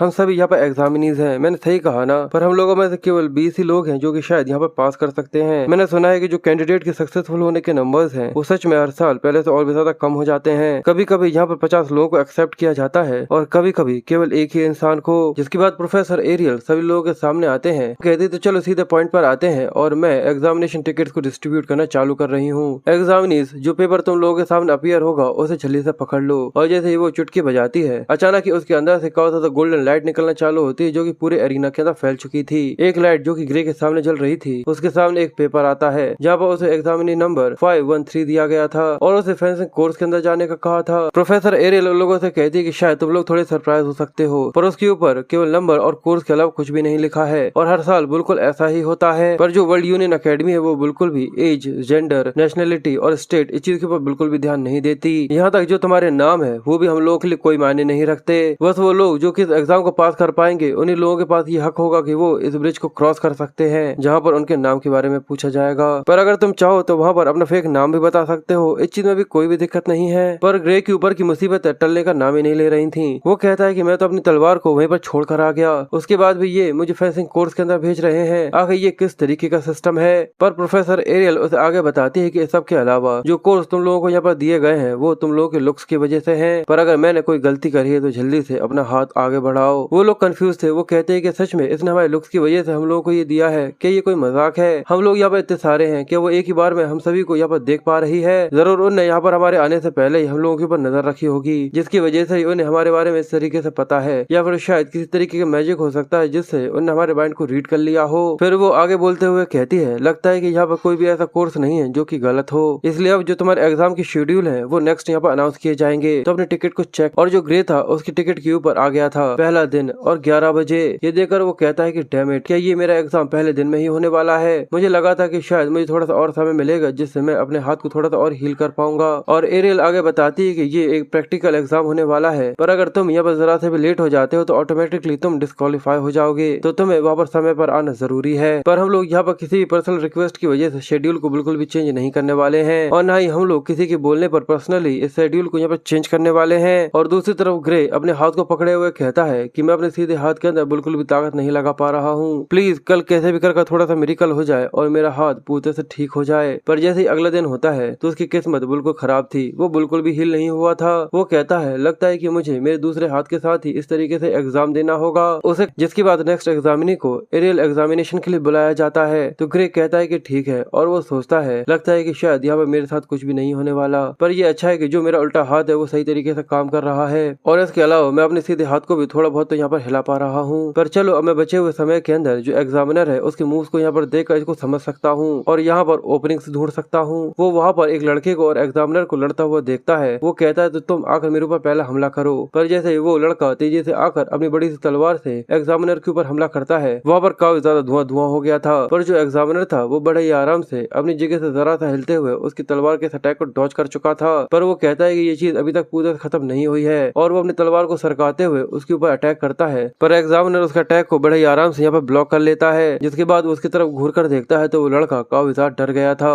क्या उसके ऊपर अटैक काम क्यों नहीं कर रहा। वो उसकी तलवार को धकाता है और एक ओपनिंग देखकर वो उस लड़के के ऊपर हमला करता है, और वो उड़कर एरिना में काफी ज्यादा दूर जाकर गिरता है, जिसकी वजह से वो यहाँ पर हार गया था। और उसको इस तरीके से हारा हुआ देखकर ग्रे मोटिवेट न होते हुए बल्कि पूरी तरह से डिसअपॉइंटेड हो गया था, और अब तो यहाँ पर उसने पूरी तरह हार मान ली थी। वो कहता है कि मैं यहाँ पर खत्म हो जाऊंगा, मेरा तो यहाँ पर कोई चांस ही नहीं है। पर फिर एग्जामिनर ने ग्रे को आवाज देकर वहाँ पर बुला लिया था, और वो ये सोचता है कि क्या तुम मुझसे ये कह रहे हो कि मुझे एक ऐसे इंसान से लड़ना होगा जिसने काफी ज्यादा मस्कुलर इंसान को, जो कि मुझसे काफी ज्यादा बड़ा था, उसे एक हाथ से यहाँ पर हरा दिया। एग्जामिनर ग्रे से कहता है, तो चलो आओ मेरे ऊपर आकर हमला करो। वो कहता है कि मैं समझ गया, पर वो तो पहले ही हार मान चुका था। वो कहता है कि मुझे बिल्कुल नहीं लगता कि मैं यहाँ पर जीत सकता हूँ, पर मैं फिर भी पूरी कोशिश कर रहूंगा। वो तेजी से आगे की तरफ बढ़ता है और वो सेरिया की उन टीचिंग्स को याद करता है कि तलवार को केवल हाथ के साथ ही स्विंग नहीं किया जाता, बल्कि अपनी बॉडी को एक चैनल की तरह इस्तेमाल करना चाहिए, जिससे वो अपने हाथ की तरफ अपनी पूरी बॉडी से एनर्जी को थ्रू कर सके। वो कहता है, जैसा कि मेरे मास्टर ने मुझे सिखाया था। वो अपने उल्टे हाथ में अपनी तलवार को पकड़कर उसकी तरफ तलवार घुमाता है। इसकी वजह से एग्जामिनर थोड़ा सा पीछे हट गया था, और वो सोचता है कि अगर मैं इसी तरीके से लड़ता रहा तो शायद यहाँ पे कुछ कर सकता हूँ। पर जैसे एग्जामिनर उसकी तरफ अपनी तलवार को घुमाता है तो ये देखकर वो कंफ्यूज था। वो कहता है, क्या आखिर जो इंस्ट्रक्टर की तलवार है वो इतनी ज्यादा स्लो क्यों दिख रही है, और वो बड़े ही आराम से अपनी तलवार के साथ उसके अटैक को ब्लॉक कर लेता है। वो कहता है कि सच में ये तो काफी ज्यादा इंसेन पावर है, इसकी जो स्पीड टेक्निक है वो मेरे मास्टर के बिल्कुल भी करीब तक नहीं है। अगर मैं यहाँ पर केवल सूट्समैनशिप के ऊपर भी रिलाई करता हूँ जो कि उसने मुझे यहाँ पर सिखाई है, तो मुझे ऐसा लगता है कि भले यहाँ पर स्ट्रेंथ का कोई डिफरेंस ही क्यों ना हो, पर फिर भी मैं यहाँ पर हरा सकता हूँ। जिसके बाद वो फुल कॉन्फिडेंस के साथ आगे की तरफ बढ़ते हुए एग्जामिनर के ऊपर अटैक पे अटैक किए जाना चालू कर देता है और अब एग्जामिनर उसके अटैक की वजह से पीछे की तरफ होना चालू हो गया था।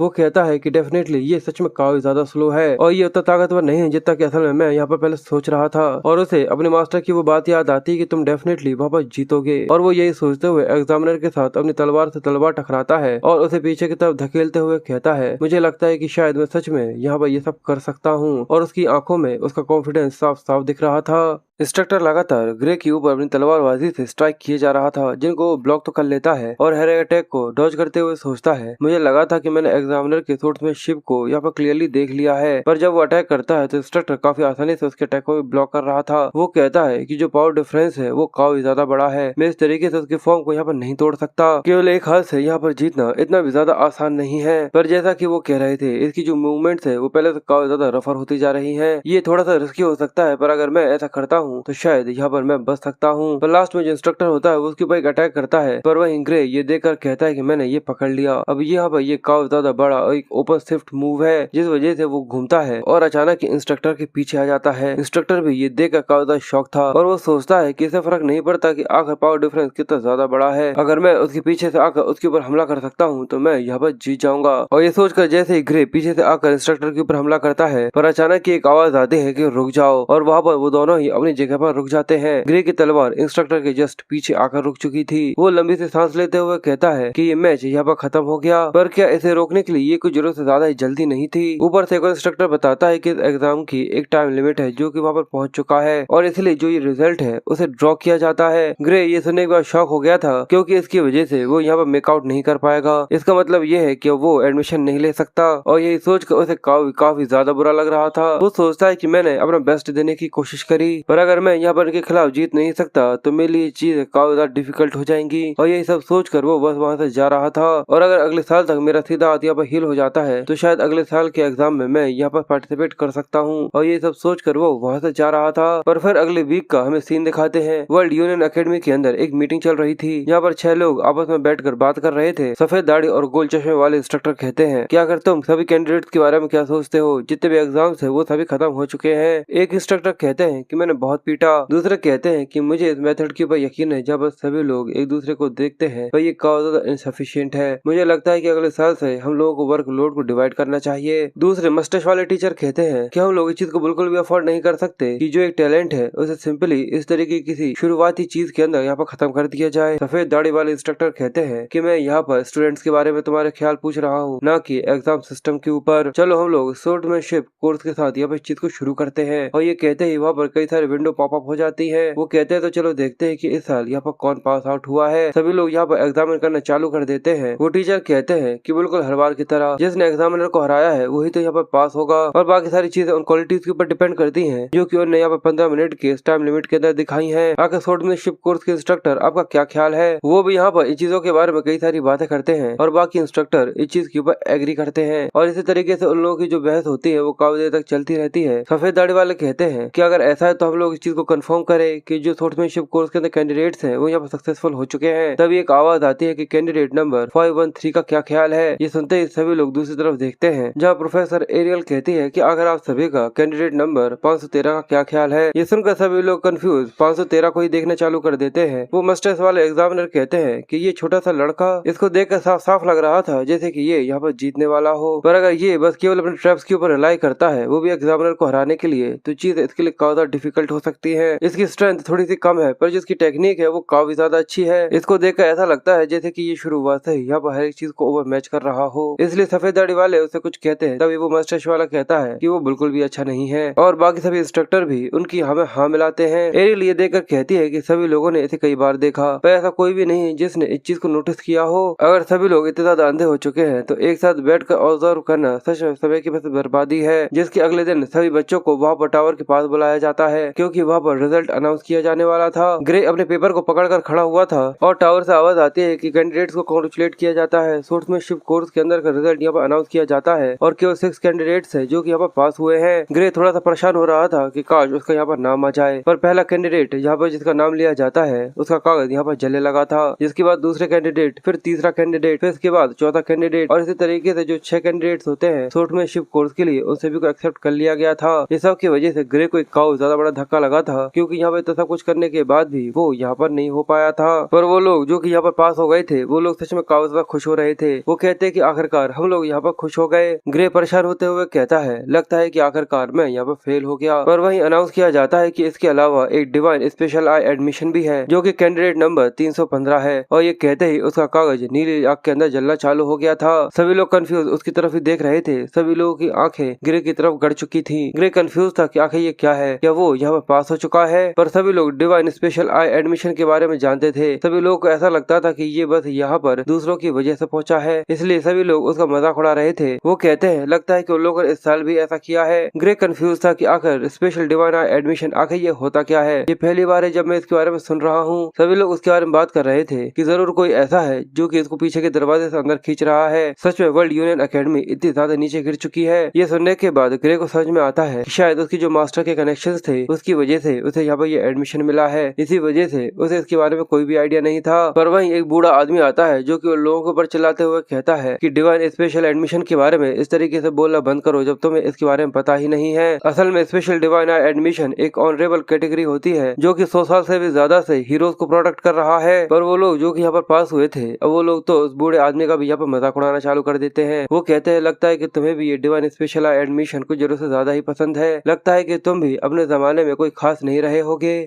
पर वो बूढ़ा आदमी आगे बताता है कि पर जो हाल ही के सक्सेसफुल डिवाइन आई कैंडिडेट्स थे उसके अंदर एमा वाइट, बेला, लेकी और जेकब जैसे लोग थे। पर लोग उन लोगों के नाम सुनने के बाद भी हंसते हुए कहते हैं कि पर वो सभी के सभी पूरी तरह फेलियर थे। यहाँ तक कि जो करंट कैंडिडेट्स है वो लोग भी उनके बारे में जानते हैं। पर ग्रे को ये नाम सुनने के बाद याद आते हैं कि एमा वाइट, बेला और साथ ही जेकब, ये तो उन 3 लोगों के नाम है जो की लिक्विडेटर के खिलाफ की फोर्स के अंदर खड़े हुए थे। और अब मेरा नाम भी उन लोगों के साथ यहाँ पर लिया जाएगा। ये सोचकर वो सच में काफी ज्यादा सरप्राइज हो गया था। इसके बाद अनाउंस करके बताया जाता है कि जो एंट्रेंस सेरेमनी है वो 30 मिनट के बाद यहाँ पर चालू होने वाली है। और अगर आपकी चेंजिंग कंप्लीट हो गई है तो जल्दी से मेन प्लाजा के अंदर, मेन ऑफिस के अंदर आ जाइए। अब ग्रे और बाकी सभी बच्चे यहाँ पर चेंज करने के बाद वहाँ पर पहुँच जाते हैं। ग्रे सच में काफी ज्यादा खुश था और सभी लोग बात कर रहे थे। पर सभी बच्चे सामने की तरफ देखकर कहते हैं कि प्लाजा, मेन ऑफिस वो तो यहीं पर होना चाहिए ना। दूसरा कहता है कि पर यहाँ तो कुछ भी नहीं है, हम लोग सही जगह पर तो आए हैं ना। पर वहीं पर एक इंस्ट्रक्टर भागते हुए उन लोगों के पास आते हैं और उनसे कुछ मिक्सअप्स की वजह से यहाँ पर जो उनका शेड्यूल डिले हो गया है उसकी वजह से उन लोगों से माफी मांग रहे थे। जिसके बाद वो लोगों से कहते हैं कि तुम लोग स्पॉट के पीछे जाकर खड़े हो सकते हो जिससे मैं यहाँ पर सीढ़ियों को लगा सकूं। ये सुनकर वो कंफ्यूज थे और पीछे की तरफ वो मार्क्स देखते हैं, जिसके बाद वो जल्दी से वहाँ से पीछे हो जाते हैं। और टीचर कहते हैं कि ये सच में काफी ज्यादा अच्छा है। फिर वो वहाँ पर बैठ गए थे और बच्चे थोड़े से कंफ्यूज थे। वो कहते हैं तो चलो ठीक है। जिसके बाद वो अपने मैजिकल सर्कल को एक्टिवेट करते हैं और वहाँ पर एक काफी ज्यादा बड़ा मैजिकल सर्कल अपीयर हो गया था। उसका ये साइज देखने के बाद सभी बच्चे भी कंफ्यूज से रह गए थे। और फिर नीचे से कई सारे क्रैक्स निकलते हैं और वहाँ पर पूरे में क्रैक्स निकलने चालू हो गए थे। सभी बच्चों के मुंह खुले के खुले रह जाते हैं क्योंकि अचानक ही मेन प्लाजा के अंदर जाने के लिए वहाँ पर सीढ़ियाँ अपीयर हो जाती हैं। और ये सीढ़ियाँ देखकर सभी काफी ज्यादा सरप्राइज थे। टीचर कहते हैं कि डिले के लिए मुझे माफ करना, पर अब तुम लोग यहाँ पर जैसे चाहो वैसे आगे बढ़ सकते हो। वो शौक के साथ कहते हैं कि ठीक है। पर बच्चे आपस में कानाफूसी करते हुए आगे बढ़ रहे थे कि ये एक टेलीपोर्टेशन मैजिक है जो कि अभी अभी यहाँ पे इस्तेमाल किया है। दूसरा कहता है कि तुम सच में कोई इतनी ज्यादा बड़ी चीज को भी टेलीपोर्ट कर सकते हो। ग्रे वहाँ पर बैठा हुआ सोचता है, मुझे लगता है कि वो लोग इस एंट्रेंस सेरेमनी को वहाँ पर करना चाहते हैं जहाँ से हम लोग स्कूल बिल्डिंग को देख सके। सच में टेलीपोर्टेशन मैजिक को इस्तेमाल करने का ये काफी ज्यादा कमाल का तरीका है। और ये देखकर उसके चेहरे पे एक स्माइल आ गई थी और वो मुस्कुराते हुए कहता है, तो अच्छा, वर्ल्ड यूनियन एकेडमी की ये असली पावर है। पर वहीं वो 2 लोगों को बात करता हुआ सुनता है कि यहाँ पर जो सीट्स की नंबर है वो कुछ जरूरत ज्यादा नहीं है, क्योंकि अगर वो लोग हम 30 स्टूडेंट्स के यहाँ पर एक्सेप्ट करने के बारे में बात कर रहे हैं तो इतनी ज्यादा सीट्स की बिल्कुल भी जरूरत नहीं थी। तो साइड में बैठी हुई लड़की कहती है, लगता है कि तुम्हें इसके बारे में कोई भी आइडिया नहीं है। तो वो लड़का माफी मांगते हुए कहता है कि मैं तलवार चलाने के अलावा कुछ भी नहीं पढ़ा है, इसलिए मुझे इसके बारे में कोई भी आइडिया नहीं। फिर वो लड़की बताना चालू करती है कि जो असल में वर्ल्ड यूनियन एकेडमी है, जैसा कि उसका नाम यहाँ पर सजेस्ट करता है, वो पूरी दुनिया से सबसे ज्यादा बेस्ट स्टूडेंट्स को इकट्ठा करती है। फिर वो उंगली का इशारा करते हुए ऊपर की तरफ देखकर कहती है कि जरा वहाँ पर देखो। और जैसे ही वो लड़का देखता है तो वो बहुत बुरी तरीके से शॉक हो गया था, क्योंकि वहाँ पर कई सारे एयरशिप्स थे जो कि उन लोगों की तरफ ही बढ़ रहे थे और साथ ही कई सारे ड्रैगन्स थे जो कि अपने साथ कई सारे बड़े बड़े ड्रम्स को लेकर आ रहे रहे थे। ये नजारा देखकर उस लड़के का मुंह फटा का फटा रह गया था। वो कहता है कि आखिर ये क्या है। यहाँ तक ग्रे भी उनको देखकर हक्का बक्का हो गया था। वो कहता है कि ये तो magic airship star of queen है। मैं अपनी पास्ट लाइफ में जब लिक्विडेटर को खत्म करने के स्क्वाड के अंदर था तब एक बार मैं इसके ऊपर बैठा था। इसके बारे में कहा जाता है कि ये दुनिया की सबसे ज्यादा बड़ी एयरशिप्स में से एक है और ये यहाँ पर इन्हें एंट्रेंस सेरेमनी के लिए लेकर आए हैं। सच में असल में ये है वर्ल्ड यूनियन अकेडमी और वो शिप्स नीचे उतरती हैं जिसके अंदर से काफी ज्यादा कमाल के और नए नए स्टूडेंट्स निकलना चालू हो जाते हैं और कुछ ही देर में वहाँ पर जितनी भी सीट्स होती हैं वो सभी पूरे से फिल हो चुकी थी। जिसके बाद वही इंस्ट्रक्टर वहाँ पर आकर एंट्रेंस सेरेमनी को यहाँ पर स्टार्ट करने के बारे में कहते हैं। जिसके बाद ऐसे ही समय बीतता चला जाता है और कई सारे लोग यहाँ पर स्पीच दे रहे थे। ग्रे को उनकी स्पीच सुनकर नींद आने लगी थी। वो कहता है लगता है कि जो वर्ल्ड यूनियन अकेडमी की एंट्रेंस सेरेमनी होती है वो नॉर्मल से कोई ज्यादा अलग नहीं होती। जिसके बाद हर एक कोर्स से टॉप स्टूडेंट को यहाँ पर ग्रीटिंग करने के लिए बुलाया जाता है। ग्रे इस चीज को नोटिस करता है कि जो उसके साइड में बैठा हुआ लड़का था वो स्पोर्ट्समैन कोर्स का एक टॉप स्टूडेंट था जिसको यहाँ पर बुलाया जाता है और इसका नाम लियोन है। सभी लोग लियोन को देखकर सरप्राइज थे और उसके बारे में बातें करना चालू कर देते हैं। ये तो वही है जिसने एग्जामिनर को एंट्रेंस एग्जाम के बीच में तुरंत ही हरा दिया था। कुछ लोग तो ये भी कहते हैं कि जब स्पोर्ट्समैनशिप की बात आती है तो ये प्रोफेसर जितना अच्छा है। लियोन वहाँ पर आकर सबसे पहले उन लोगों को ग्रीट करता है और कहता है कि ये चीज कंफर्म है कि मैं यहाँ पर फ्रीली बोल सकता हूँ। तो बीच में बैठे हुए वो सर कहते हैं कि आप बिल्कुल। तो लियोन कोल्ड आंखों के साथ उस तरफ देखते हुए कहता है कि आपका बहुत बहुत शुक्रिया और वो मुंह खोलते ही कहता है कि इस अकेडमी के अंदर मेरी एक कंप्लेन है जो कि मैं चाहता हूँ कि ये अकेडमी यहाँ पर सुधारे। सबसे पहले जो मेरे साथ के स्टूडेंट्स हैं, नहीं मैं उन लोगों के बारे में बात कर रहा हूँ जिनका एडमिशन यहाँ पर सही तरीके से हुआ है। उन लोगों के लिए ये गर्व की बात है कि वो इस अकेडमी के अंदर एडमिशन ले पाए हैं। तो हम लोग गारंटी से अलग अलग इस दुनिया के अंदर मीनिंगफुल कंट्रीब्यूट कर सकते हैं। इसलिए चलो एक साथ मिलकर काम करते हैं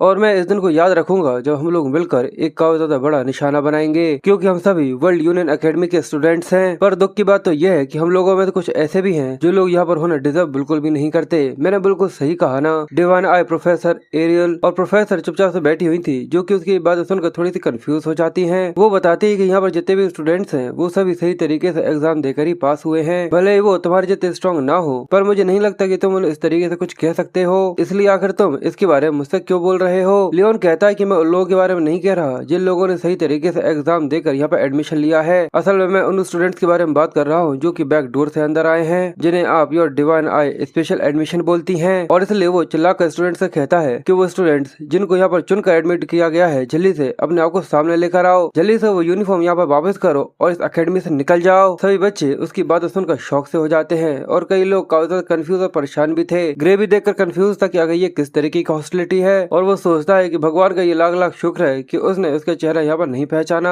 और मुझे नहीं लगता कि मैं इस सब के बीच में आऊंगा अगर मैं यहाँ पर सामने नहीं आता। एरियल इस चीज को हल्के में लेते हुए कहते हैं ऐसा लगता है कि इस साल के जो न्यू स्टूडेंट्स हैं वो सच में काफी ज्यादा जिंदगी से भरे हुए हैं। पर लियोन गुस्से में था। वो कहता है कि प्रोफेसर प्लीज थोड़े से सीरियस हो जाइए। स्टूडेंट्स को पिछले दरवाजे से अंदर लाना बंद कीजिए। वो यहाँ पर उन स्टूडेंट्स के बारे में बात कर रहा है जो कि रिकमेंडेशन लेटर से अंदर आते हैं या फिर उन स्टूडेंट्स के बारे में जिनको एडमिट करते समय उनके पेपर्स ब्लू कलर के जलते हैं। पर अचानक एरियल उसके पीछे आ जाती है और वो उससे कहती है कि तुम्हें ऐसा लगता है कि तुम उन बच्चों से काफी ज्यादा ताकतवर हो। लियो ये देखकर काफी ज्यादा घबरा गया था और शॉक हो गया था। वो हिचकिचाते हुए कहता है कि आखिर आप ये क्या बात कर रही हैं। अब यहाँ पर उसकी ईगो के ऊपर बात आ गई थी इसलिए वो पर अपने आप को शांत करते हुए कहता है कि बिल्कुल, क्या आप ये कह रही हैं कि मैं गलत हूँ। वो कहते हैं कि मुझे तुम्हारा ये एटीट्यूड पसंद आया तो चलो हम लोग यहाँ पे एक शर्त लगाते हैं। लियोन कंफ्यूज, क्या एक शर्त। तो वो कहती है कि हाँ बिल्कुल, और मैं उन बच्चों के यहाँ पर रहने के लिए अपनी जॉब को दाव पर लगाती हूँ। और उसकी इस बात के साथ यहाँ का माहौल काफी इंटेंस हो जाता है। लियोन कहता है कि आप यहाँ पर ये प्लान कर रहे हैं कि मैं आपके स्पेशल एडमिशन वाले बच्चों से यहाँ पर लड़ाई करूं। तो वो कहती है कि नहीं नहीं, मैं इस तरीके की बेवकूफ वाली चीज बिल्कुल भी नहीं करवा सकती क्योंकि बिल्कुल अगर उसने यहाँ पर अपनी पूरी ताकत लगा दी तो आखिर में ऐसा होगा कि तुम यहाँ पर मर जाओगे और एज एजुकेटर मैं अपने स्टूडेंट्स की जान को इस तरीके से रिस्क में नहीं डाल सकती। लियोन को ये सुनकर काफी गुस्सा आ रहा था पर वो अपने गुस्से को यहाँ पर कंट्रोल करते हुए वहाँ पर सीरियस लुक देकर कहता है कि आप मुझे यहाँ पर प्रवोक करने की कोशिश कर रही है। पर वो कहती है कि मैं सच में काफी ज्यादा सीरियस हूँ। तो चलो इसलिए हम लोग हमारी बैट को यहाँ पर मॉन्स्टर्स के ऊपर लगाते हैं। ये सच में काफी ज्यादा सेफ तरीका है और वैसे भी तुम इंसानों से लड़ने के बजाय मॉन्स्टर से लड़ने में काफी ज्यादा अच्छे रहोगे। मैंने सही कहा ना। पर फिर भी वो अपने एटीट्यूड के साथ कहता है लगता है कि आपको मेरे बारे में कुछ ज्यादा ही अच्छे तरीके से पता है। तो बताइए कि आखिर आपके असल में बैट क्या है। एरियल मुस्कुराती है और कहती है कि ये काफी ज्यादा सिंपल है, बस उस मॉन्स्टर को मार दो जिसे मैं टारगेट बनाऊं। हर राउंड के साथ जो मॉन्स्टर होगा वो ताकतवर और ताकतवर होता चला जाएगा और बिल्कुल जो कि उन मॉन्स्टर से यहाँ पर हार जाएगा वो यहाँ पर इस बैट को भी भी हार जाएगा। अगर वो यहाँ पर हार जाते हैं तो एज अ प्रोफेसर मैं अपनी पोजीशन से यहाँ पर रिटायर हो जाऊंगी और मेरे साथ साथ जितने भी स्पेशल स्टूडेंट्स हैं वो सभी भी यहाँ से निकल जाएंगे। पर अगर तुम यहाँ पर हार जाओगे तो बताओ क्या तुम जो मैं कहूंगी वो सब करने के लिए तैयार हो? बताओ आगे ये शर्त तुम्हारे लिए कैसी रही? वो अपनी तलवार के ऊपर ग्रिप को टाइट करते हुए कहता है कि मुझे सबसे पहले ये बताइए कि आपका जो मास्टर टारगेट है वो क्या होगा, क्योंकि मैं पूरी तरह से कॉन्फिडेंट हूँ कि मैं किसी भी अपोनेंट को यहाँ पर हैंडल कर सकता हूँ, या फिर इसकी बजाय कि आप मुझे किसी ट्रैप के अंदर यहाँ पर फंसा दें। एरियल मुस्कुराते हुए कहती है तो चलो देखते हैं कि आगे मेरा फर्स्ट टारगेट क्या होगा। क्यों न हम लोग ओगर जनरल से शुरुआत करें, या फिर ये तुम्हारे लिए कुछ जरूरत से ज्यादा ही आसान है। जैसे ही सभी बच्चे ओगर जनरल के बारे में सुनते हैं तो वो सभी बहुत ज्यादा शौक से हो जाते हैं, पर ग्रे के चेहरे पर कोई भी एक्सप्रेशन नहीं थे। वो सोचता है क्या ओगर जनरल आखिर ये जानबूझकर उसे यहाँ पर क्यों चुन रही है? पर लियोन को पता था कि वो उसे नहीं हरा सकता, इसलिए वो गुस्से में हाथ पटकते हुए कहता है कि आप मुझसे कोई मजाक कर रही हैं? एक ओगर जनरल, ये कोई ऐसा मॉन्स्टर नहीं है जिसे अकेले कोई इंसान यहाँ पर हरा सकता हो। एरियल कहती है कि मैं तुमसे ये नहीं कह रही कि तुम्हें तुरंत जाकर उसे खत्म करना है, हम लोग यहाँ पे एक टाइम फ्रेम लेते हैं पूरे 1 साल का, तो बताओ ये तुम्हारे लिए ठीक होगा ना? लियोन गुस्से में कहता है कि अगर कोई भी इंसान डिजास्टर लेवल मॉन्स्टर को अकेले ही हरा पाता, वो भी केवल 1 साल की ट्रेनिंग के अंदर, तो शायद लोग इतना ज्यादा सफर नहीं कर रहे होते। यहाँ पर कोई रियलिस्टिक टारगेट को चूज कीजिए। पर फिर वो वहीं पर रुक जाता है और मुस्कुराते हुए कहता है कि अच्छा मैं समझ गया, आप जानबूझकर इस तरीके की मॉन्स्टर को चुन रही हैं जिसे यहाँ पर कोई भी चाहकर भी नहीं हरा सकता, जिससे आप इस चीज को बिना किसी क्लियर विनर के भी खत्म कर सके। पर मैं इस चीज से बिल्कुल भी एग्री नहीं करता। एरियल सुनकर कहती है अगर ऐसा तो चलो एक और मैं कंडीशन को यहाँ पर बढ़ा देती हूँ, अगर ये ड्रॉ होता है तो तुम यहाँ पर जीत जाओगे। जैसे लियोन ये सुनता है तो वो और भी ज्यादा शॉक हो गया था। एरियल कहती है कि अगर दूसरी भाषा में कहूँ तो वो बच्चा अगर ओगर जनरल को हराने में यहाँ पर फेल हो जाता है तो ऑटोमेटिकली मैं और जितने भी स्पेशल बच्चे हैं उन सभी को यहाँ से निकाल दिया जाएगा। तो बताओ आखिर अब तुम्हें ये सुनकर कैसा लग रहा है? और ये कहते हुए भी उसके चेहरे पर अपना ही एक अलग कॉन्फिडेंस था। पर ये देखकर लियोन सच में काफी शॉक होते हुए कहता है कि आप पूरी तरह पागल हो चुकी हैं। मैं यहाँ पर कुछ भी ना करूँ पर फिर भी मुझे ऐसा लगता है जैसे कि जो आउटकम है वो पहले यहाँ पर डिसाइड हो चुका है। वो कहती है इसका मतलब क्या अब तुम्हें इस चीज में कोई भी दिक्कत नहीं है? और ये कहकर वो वहाँ से जाने लगी थी। पर लियो कहता है कि पर रिकॉर्ड के लिए जो ओगर जनरल होगा आप उसे किसी भी तरीके से कमजोर नहीं कर सकती और ना ही उसके साथ कुछ छेड़खानी कर सकती है, ठीक है? तो वो अपनी एनर्जी को रिलीज करते हुए कहती है कि बिल्कुल, और बाकी सभी डिटेल्स के लिए मैंने पहले ही मैजिक कॉन्ट्रैक्ट के अंदर ये सारी चीजें लिख दी हैं, अब तुम इसे साइन करो अगर तुम्हें इस चीज के अंदर कोई भी दिक्कत नहीं है। लियोन भी अपनी ईगो के साथ बिल्कुल भी पीछे नहीं हटने वाला था, इसलिए वो उससे कहता है कि ठीक है, और ये कहकर वो वहाँ पर साइन कर देता है। साथ ही वो आगे कहता है कि इसके अलावा सच में आप इस चीज के लिए सीरियस है कि वो बच्चे यहाँ पर जीत सकते हैं? तो वो कहती है कि कैसे पता,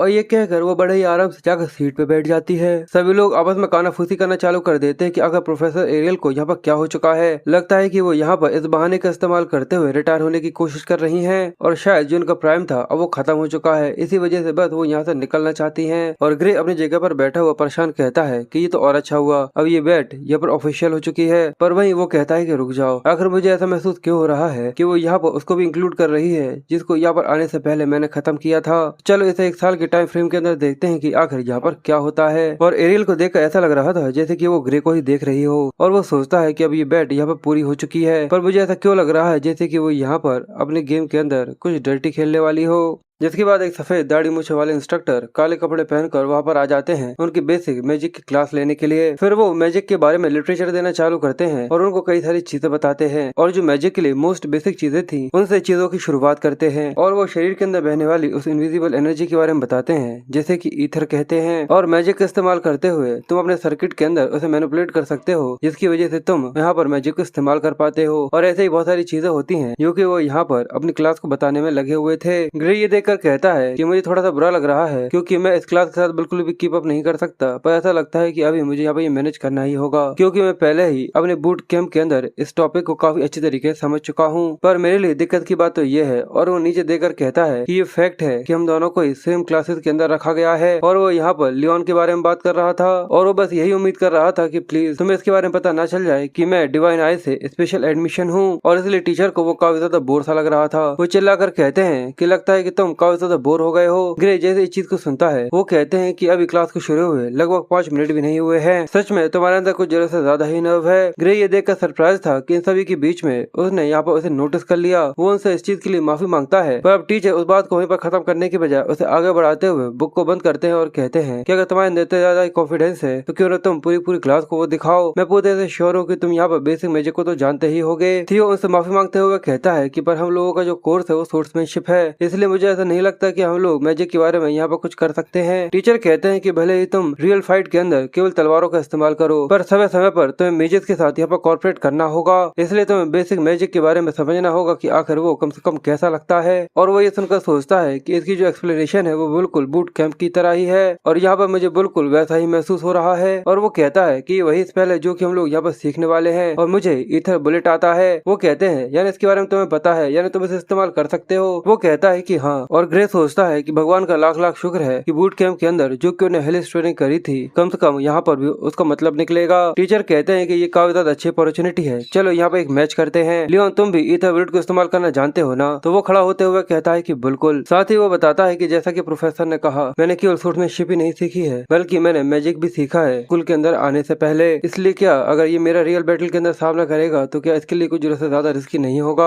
टीचर कहते हैं कि इस चीज से फर्क नहीं पड़ता कि आखिर तुम दोनों के बीच में स्किल गैप कितना ज्यादा बड़ा है। हम लोग बस ईथर बुलेट्स को इस्तेमाल करने वाले हैं, वो इससे मरने वाला नहीं है। और मैं तुमसे ये नहीं कहूंगा कि तुम यहाँ पर बिल्कुल भी होल्ड बैक करो। पर जो ग्रे वहाँ पर बैठा हुआ है वो इस साल का डिवाइन आई स्टूडेंट है। जैसे लियोन ये सुनता है तो वो काफी गुस्से में शौक भरी नजरों से उसकी तरफ देखता है और बाकी सभी बच्चे भी घूर घूर कर उसकी तरफ देखने लगे थे और ग्रे उनकी नजर काफी ज्यादा परेशान हो रहा था। और वो कहता है कि इसने सभी लोगों को इसके बारे में बता दिया और ऐसा लगता है जैसे इंस्ट्रक्टर भी डिवाइन आई स्टूडेंट होने की वजह से उससे कोई खुन्नस निकाल रहे हो। लियोन कहता है अच्छा ऐसा है तो ये तो मेरी रिस्पॉन्सिबिलिटी है कि मैं उसे उसकी औकात याद दिलाऊं। मैं उसे बताऊंगा कि आखिर ये किस तरीके की जगह है। ये academy the world union academy है जिससे उसे यहाँ से निकल जाना चाहिए। और उसका ये गुस्से भरा चेहरा देखकर ग्रे थोड़ा सा घबरा सा गया था। जिसके बाद अब वो दोनों एक दूसरे के आमने सामने आकर खड़े हो जाते हैं। टीचर कहते हैं कि जैसे मैं तुम दोनों को सिग्नल दूंगा तुम दोनों एक दूसरे की तरफ अपनी ईथर बुलेट्स को शूट करोगे। ग्रे थोड़ा सा परेशान था। वो सोचता है कि मैंने बूट कैंप के अंदर बस केवल कुछ ही दिन मैजिक सीखा था और यहाँ तक उन्हें ये कहा है कि मैं यहाँ पर मरने वाला नहीं हूँ। इसका मतलब ये है कि मैं यहाँ पर अनस्क्रैच तो नहीं निकलने वाला। अब टीचर जैसे यहाँ पर कहते हैं तो चलो इस चीज को शुरू करो। लियोन कहता है तो चलो मैं तुम्हें दिखाता हूँ कि आखिर हम दोनों की स्ट्रेंथ के बीच में कितना ज्यादा डिफरेंस है। ग्रे भी शूट करते हुए कहता है लगता है कि मेरे पास कोई और चॉइस नहीं है, चलो इस चीज को शुरू करते हैं। और अब जैसे ही वो दोनों एक दूसरे के पास शूट करते हैं तो उन दोनों की बुलेट्स की जो साइज होते हैं उनके अंदर एक काफी ज्यादा बड़ा गैप डिफरेंस होता है, जो देखकर वो दोनों भी शॉक से हो गए थे क्योंकि लियोन की ईथर बुलेट ग्रे की ईथर बुलेट के सामने बिल्कुल बच्ची लग रही थी। वो दोनों ये देख कर काफी ज्यादा सरप्राइज थे और जैसे ही वो ग्रे की ईथर बुलेट से टकराती है तो वो वहाँ पर पूते से गायब हो गई थी। लियोन ये देख कर बहुत बुरी तरीके से घबरा गया था। अच्छा है कि उसने अपनी पैंट गीली नहीं करी। टीचर भी जल्दी से बीच में आ जाते हैं और वो एक बैरियर बना लेते हैं जिसकी वजह से वो यहाँ पर रुक तो गई थी। वो कहते हैं कि ये सच में काफी ज्यादा करीब था और अगले पल उनका बैरियर यहाँ पे चकनाचूर हो जाता है और वहाँ पे एक काफी ज्यादा बड़ा धमाका होता है। सभी स्टूडेंट्स भी ये देखकर बहुत बुरी तरीके से डर कर अपने आप को संभालने की कोशिश कर रहे थे, पर जो इसका इम्पैक्ट था वो आखिरी में बैठे हुए स्टूडेंट तक को यहाँ पर महसूस हो रहा था। लियोन भी इस इम्पैक्ट की वजह से उड़कर काफी ज्यादा दूर जाकर गिरता है। टीचर जल्दी से भागते हुए आते हैं और वो उससे पूछते हैं क्या वो ठीक है। वो खांसते हुए खड़ा होकर कहता है कि हाँ मैं ठीक हूँ। वो भी लियोन की हालत देख कर कि उसे कुछ हुआ नहीं है वो काफी ज्यादा खुश थे। साथ ही वो ग्रे की तरफ देखते हुए कहते हैं कि अगर मैंने बैरियर वहाँ पर नहीं बनाया होता तो शायद अब तक तो ये यहाँ पर मर चुका होता और यहाँ तक हम प्रोफेसर में से भी ऐसा कोई नहीं है जो कि इतने ज्यादा ईथर बुलेट को स्ट्रॉन्ग बना सके। इसलिए वो ग्रे से कंफ्यूजन के साथ कहते हैं कि आखिर अभी अभी तुमने यहाँ पे ये क्या किया। ग्रे भी अपनी पावर देखकर काफी कंफ्यूज था। वो कहता है कि वो तो सच में कुछ जरूरत से ज्यादा ही छोटा था। इसका मतलब डेफिनेटली जो हम दोनों के स्पेल थे वो एक जैसे तो बिल्कुल भी नहीं थे। क्या ऐसा तो नहीं कि वो ईथर बुलेट जो कि मैंने सबजुकेशन स्क्वाड के अंदर सीखा था वो से काफी ज्यादा अलग हो जो कि अकेडमी के अंदर सिखाया जाता है। इसलिए वो टीचर से पूछता है कि मैंने गलती से यहाँ पर कोई गलत स्पेल तो इस्तेमाल नहीं कर लिया। वो कहते हैं कि नहीं, जो स्पेल तुमने यहाँ पर इस्तेमाल किया है वो डेफिनेटली ईथर बुलेट है, पर तुम्हारी क्वालिटी काफी ज्यादा अलग है। जो कि अभी अभी तुमने इस्तेमाल करी वो कोई नॉर्मल ईथर बुलेट नहीं थी, उसकी बजाय वो एक सुपर कंप्रेस्ड ईथर था। सभी स्टूडेंट्स ये सुनकर कंफ्यूज थे कि एक सुपर कंप्रेस्ड ईथर, आज से पहले मैंने कभी भी इसके बारे में नहीं सुना। टीचर बताना चालू करते हैं कि एक ऐसी पावर है जो कि यहाँ के प्रोफेसर्स को भी प्रोड्यूस करने में काफी ज्यादा दिक्कत आती है और तुमने यहाँ पर उसे केवल प्रोड्यूस ही नहीं किया बल्कि उसे एक स्पेल के अंदर कन्वर्ट कर दिया। और अब इस अकेडमी के अंदर ऐसा कोई भी इंसान नहीं है जो कि यहाँ पर तुमने किया है वैसा कुछ कर सके। सभी बच्चे आपस में बातें करना चालू कर चुके थे कि ये पहली बार था कि इतनी ज्यादा पावरफुल ईथर बुलेट मैंने अपनी जिंदगी में देखी हो। यानी डिवाइन आई एडमिशन का सच में कुछ न कुछ तो मतलब होता है। उन्हें तो शुरुआत से ही मैजिक कोर्स के अंदर इसे एनरोल करना चाहिए था, पर ग्रे परेशान था। वो कहता है कि ये बिल्कुल भी अच्छा नहीं है क्योंकि जितने भी स्पेल्स मैंने सबजुकेशन स्क्वाड के समय पर सीखे थे बूट कैंप में वो सभी के सभी इसी तरीके के हैं। और सबसे बुरी बात तो ये थी कि मैं अकेला ही वो था जिसको अडेप्ट करने में ज्यादा दिक्कत आ रही थी। और वो फिर से उस ईथर बुलेट को बनाते हुए कहता है कि प्रोफेसर आप मेरी टांग खींचने की कोशिश कर रहे हैं, कोई भी सही तरीके की प्रैक्टिस के साथ यहाँ पर ऐसा कुछ भी कर सकता है। ये सुनने के बाद वो प्रोफेसर ठहाके लगाकर हंसना चालू कर देते हैं। ग्रे ये देख कर थोड़ा कंफ्यूज था और उनके चेहरे पर एक अलग ही तरीके की हंसी दिख रही थी। ये देख कर वो कंफ्यूज हो गया था कि अगर अचानक अभी नहीं ये क्या हो गया। और वो ग्रे के पास आकर उसे पकड़ते हुए कहते हैं कि तुम मैजिक कोर्स के अंदर ट्रांसफर करना चाहोगे, मैं तुम्हारे लिए एक वाउचर दूंगा, तुम डेफिनेटली सोर्स में सबसे ज्यादा टैलेंटेड मैजिक में हो। पर ग्रे उनसे कहता है कि प्लीज, पर मैं इस चीज के लिए मना करना चाहूंगा, मुझसे कहा गया था कि मैं मैजिक के अंदर ज्यादा अच्छा नहीं हूँ। प्रोफेसर कहते हैं कि तुम मुझसे कोई मजाक कर रहे हो, तुम ईथर कंप्रेसर टेक्निक को काफी अच्छे तरीके से समझते हो कि तुम सुपर कंप्रेस्ड ईथर को इतनी ज्यादा छोटी उम्र के अंदर बना पा रहे हो, तुम तो एक अनपैरेलल्ड प्रोटेजी हो। यहाँ तक जो एकेडमिक स्टैंडर्ड्स हैं, मैं पर्सनली इस चीज की गारंटी दे सकता हूँ। और मुझे तो ये समझ में नहीं आ रहा कि आखिर वो कौन बेवकूफ था जिसने ये कहा था कि तुम्हारे अंदर टैलेंट नहीं है। पर ये चीज तो क्लियर है कि उन्हें इस चीज का बिल्कुल भी आइडिया नहीं था कि आखिर वो किस बारे में बात कर रहे हैं। पर क्या ग्रे तुम इस चीज के लिए कंफर्म हो कि तुम मैजिक कोर्स के अंदर ट्रांसफर नहीं होना चाहते? सभी बच्चे शॉक थे कि एक ऐसे प्रोफेसर जो कि बड़ी मुश्किल से किसी की तारीफ करते हैं, वो किसी के बारे में इतना ज्यादा कुछ कह रहे हैं, ये तो काफी अमेजिंग है। और अब वो थोड़े तो गुस्से में आकर कहते हैं कि अगर तुमने यहाँ पे मैजिक की पढ़ाई नहीं करी तो सच में ये इस दुनिया का एक काफी ज्यादा बड़ा लॉस होगा। और यहाँ तक मैं ये भी कह सकता हूँ कि ये मैजिक के खिलाफ एक क्राइम होगा। ग्रे पहले चुपचाप से उनकी ये बातें सुन रहा था, पर फिर वो कंफ्यूजन के साथ कहता है कि रुको, कि अभी अभी इन्हें यहाँ पर ईथर कंप्रेस टेक्निक कहा, मुझे भी याद आ रहा है कि हाँ, मैंने इसके बारे में पहले भी सुना है। असल में मेरे पास लाइफ में लोगों को ओडी के बारे में नहीं पता था, जैसे कि लाइफ फोर्स कहते हैं कि जो कि एग्जिस्ट करती है, जिस वजह से उन लोगों के लिए प्रॉपरली मैजिक कास्ट करना काफी ज्यादा डिफिकल्ट हुआ करता था। उसके लिए तुम्हें लगातार अपनी बॉडी के अंदर ईथर को कंप्रेस करना पड़ता है और उसके बाद उसे इकट्ठा कर कर उसे थोड़ी सी इस्तेमाल करो, वो भी ओडी के साथ जब तुम्हें जरूरत हो। अगर मैं पास्ट के बारे में अब सोचती हूँ तो ये देखकर मुझे काफी ज्यादा हंसी आती है। और ये फ्यूचर की बेला है जो कि उन लोगों को यहाँ पर मैजिक कास्ट करना सिखा रही है। सीन प्रेजेंट में आता है। ग्रे कहता है कि प्रोफेसर, क्या आपको ये पता है कि आखिर ओडी क्या होता है? ये सुनकर वो कंफ्यूज थे कि ओडी आखिर ये क्या होता है। ग्रे कहता है कि उनकी इस रिएक्शन के साथ ये चीज कंफर्म हो जाती है कि इस दुनिया को अभी इसके बारे में नहीं पता है कि आखिर ओडी इस समय पर एग्जिस्ट करती है। इसका मतलब ये है कि जो सबजुगेशन स्क्वाड के समय पर मैंने जो सीखा था, असल में वो भविष्य की नॉलेज है और मुझे काफी सावधान रहना होगा इसके बारे में कि आखिर मैं किससे क्या बात कर रहा हूँ। और वो तो बस इसी चीज में लगे हुए थे कि वो ग्रे को मैजिक कोर्स के अंदर ट्रांसफर करवा दे। पर वो कहता है कि मुझे माफ करिएगा, पर मैं तलवार से प्यार करता हूँ और इसके अलावा मैं आपके ऑफर के लिए काफी ज्यादा ग्रेटफुल हूँ, पर मुझे फिर भी यहाँ पर इसे पास करना होगा। और वो एक सांस लेते हुए कहते हैं कि अगर तुम ऐसा महसूस करते हो तो मुझे लगता है कि मैं इस चीज के लिए कुछ भी नहीं कर सकता। पर साथ ही वो काफी ज्यादा एक्साइटमेंट के साथ कहते हैं कि पर अगर कभी भी तुम्हारा माइंड चेंज हो जाता है तो तुम मुझे ढूंढते हुए आ सकते हो, सब ऐसा फर्क नहीं पड़ता कि आखिर वो क्या होगा। ग्रे थोड़ा सा परेशान होते हुए कहता है कि आपका इस ऑफर के लिए आपका बहुत बहुत शुक्रिया। जिसके बाद वो उससे कहते हैं तो चलो ठीक है, अब तुम जाकर अपनी सीट पर बैठ सकते हो और अब मैं तुमसे कुछ भी नहीं कहूंगा। अगर तुम क्लास के समय पर बाहर जाकर चाहो तो घूम भी सकते हो और अगर तुम काफी ज्यादा बोर हो चुके हो तो तुम अभी भी यहाँ से जा सकते हो, क्योंकि ये लेक्चर तुम्हारे लिए कुछ जगह से ज्यादा ही बेसिक होने वाला है।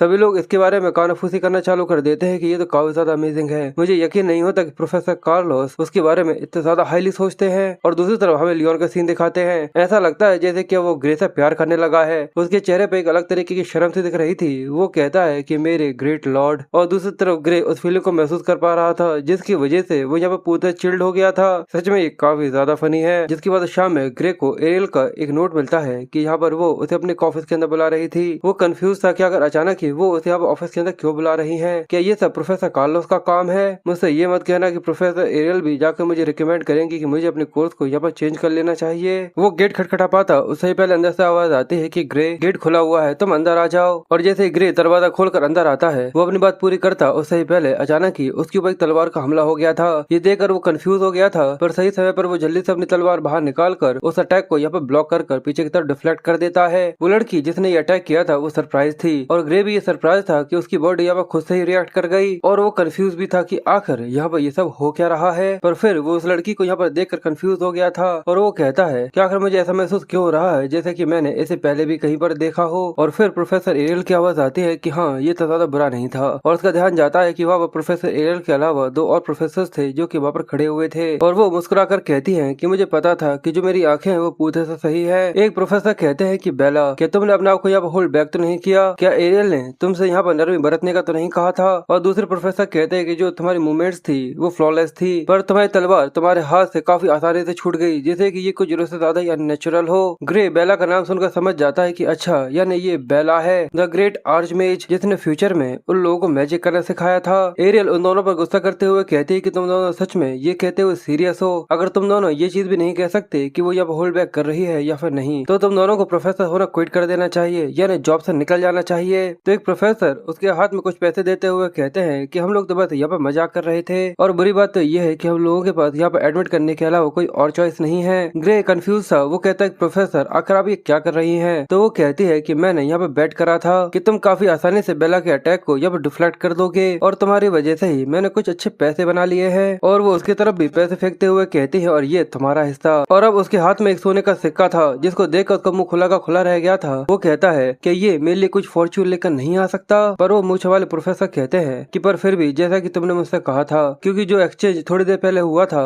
देख ऐसा लग रहा था जैसे कि वो यहाँ पर अपने निहत्थे हाथ की रक्षा करने की कोशिश कर रहा हो। क्या तुम्हें ऐसा लगता है कि ये किसी चोट की वजह से हो सकता है? तो दूसरे प्रोफेसर कहते हैं कि हाँ शायद ऐसा हो सकता है, पर इसकी वजह की जो एप्लीकेंट है उनकी फिजिकल इंजरीज है जो कि मसल्स तक जाती हैं। ऐसा लगता है कि शायद ये काफी ज्यादा गहरा घाव है। वो कहते हैं कि मैं भी इस चीज के लिए एग्री करता हूँ क्योंकि कोई भी सिंपल इंजरी इतना ज्यादा कॉस्ट नहीं कर सकती। ग्रे शॉक था। वो कहता है कि क्या बस आप ये सब देख कर बता सकते हैं? मूंछों वाले प्रोफेसर कहते हैं कि अगर हम लोग इतना भी नहीं बता सकते तो हम लोगों को अकेडमी के अंदर प्रोफेसर होने का कोई हक ही नहीं बनता। और दूसरा प्रोफेसर कहता है और लगता है जैसे कि प्रोफेसर एरियल को एग्जाम के बीच में पहले इस चीज के बारे में पता चल चुका था। और वो कहते हैं कि अब चलो अगर तुम्हें इसके बारे में पता चल चुका है तो क्या अब तुम लोग यहाँ से जा सकते हो और ये मेरा स्टूडेंट है तो मैं इसके ऊपर बिल्कुल भी हार नहीं मानने वाली। वो वहाँ से जाते हुए कहते हैं कि हम लोग इसकी पोटेंशियल को यहाँ पर समझ चुके हैं, चलो ठीक है हम लोग यहाँ से जाते हैं। पर साथ ही मूंछ वाले प्रोफेसर उसे गुस्से में देखते हुए कहते हैं कि पर अगर तुम्हारा हाथ यहाँ पर हिल नहीं हो पाता है तो इसका मतलब ये है कि तुम यहाँ पर अकेडमी के जो एडमिशन स्टैंडर्ड्स हैं उनको मीट करने में फेल हो रहे हो। तो इस बात को अपने दिमाग के अंदर बैठा लेना। और ये कहकर वो दोनों ही वहाँ से चले गए थे। फिर एरियल कहते हैं कि अब चलो वो दोनों जब यहाँ से जा चुके हैं तो क्यों ना हम लोग थोड़ी बहुत मैजिक की बात करते हैं। जिसके बाद अब वो तीनों ही चाय पीने के लिए बैठ जाते हैं और बातें करना चालू करते हैं। एरियल कहती है मैंने सुना है कि तुमने सुपर कंप्रेस्ड ईथर को इस्तेमाल किया। वो कहता है कि आपको इसके बारे में पहले पता चल गया। वो कहते हैं कि वो मेरे ऑफिस में आए थे, वो कह रहे थे कि मैं तुम्हें मैजिक कोर्स के अंदर हैंड ओवर कर दूं, पर ऑब्वियसली मैंने इस चीज के लिए मना कर दिया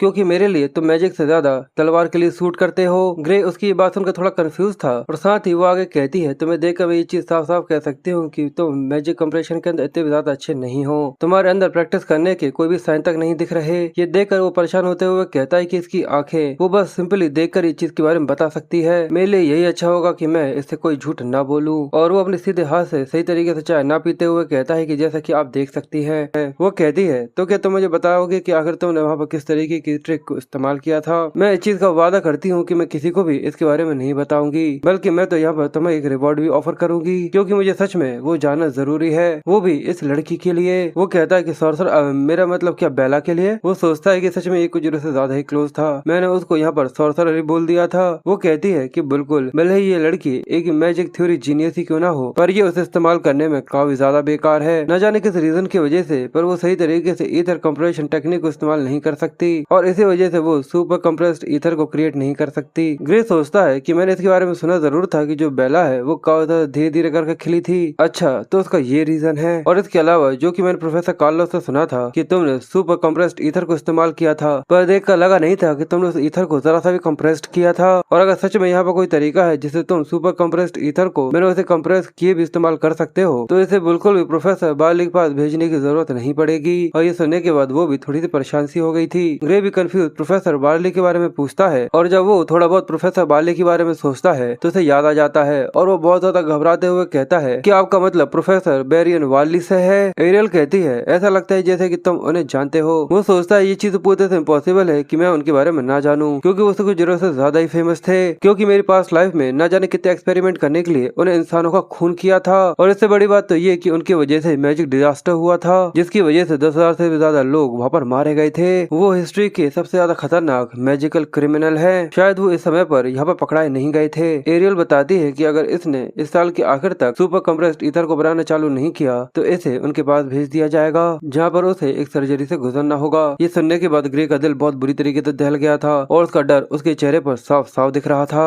और वो आगे बताती है कि उस सर्जरी की वजह से यहाँ पर जो उसकी एबिलिटीज हैं वो यहाँ पर काफी ज्यादा एनहेंस हो जाएंगी और असल में ये एक इंसानी एक्सपेरिमेंट है पर अभी तक इसे पब्लिक नहीं किया गया है। पर इसकी वजह से काफी सारे रूमर्स पहले ही फैले हुए हैं क्योंकि कुछ लोग इसकी वजह से मारे गए और कई सारे लोग पूरे से विकलांग हो गए। बेला कहती है कि इसी वजह से ये कुछ जरूर से ज्यादा ही खतरनाक है और एमा आगे कहती है कि भले ये काफी ज्यादा खतरनाक ही क्यों ना हो पर जो इसकी स्केल है इसकी वजह से अगर इस साल तक मैंने सुपर कंप्रेस्ड ईथर बनाना चालू नहीं किया तो मुझे यहाँ से बाहर निकाल दिया जाएगा। एरियल भी गुस्सा करते हुए कहती है कि अगर सच कहो तो तुम्हें खुद ही अकेडमी से यहाँ से चले जाना चाहिए किसकी बजाय कि कोई तुम्हारी बॉडी के साथ यहाँ पर कुछ करे। ग्रे सोचता है कि वो मैजिक जिसकी नॉलेज मुझे अभी पता है वो इस समय से काफी ज्यादा अलग है और वो अभी एग्जिस्ट नहीं करता, इसलिए इसलिए अगर मैं उन्हें ये बता देता हूँ तो शायद मैं यहाँ पर भविष्य को बदल सकता हूँ। और वो बेला के कपकपाते हुए हाथों को देखकर अपने मन में सोचता है कि उसे लिक्विडेटर से भी लड़ना है और पिछली बार की तरह फिर से अगर वो सभी जाकर मारे जाते हैं तो उसका पास्ट में आना किसी मतलब का नहीं रहेगा। इसलिए उसके लिए यही अच्छा होगा कि वो अपने भविष्य को बदल दे।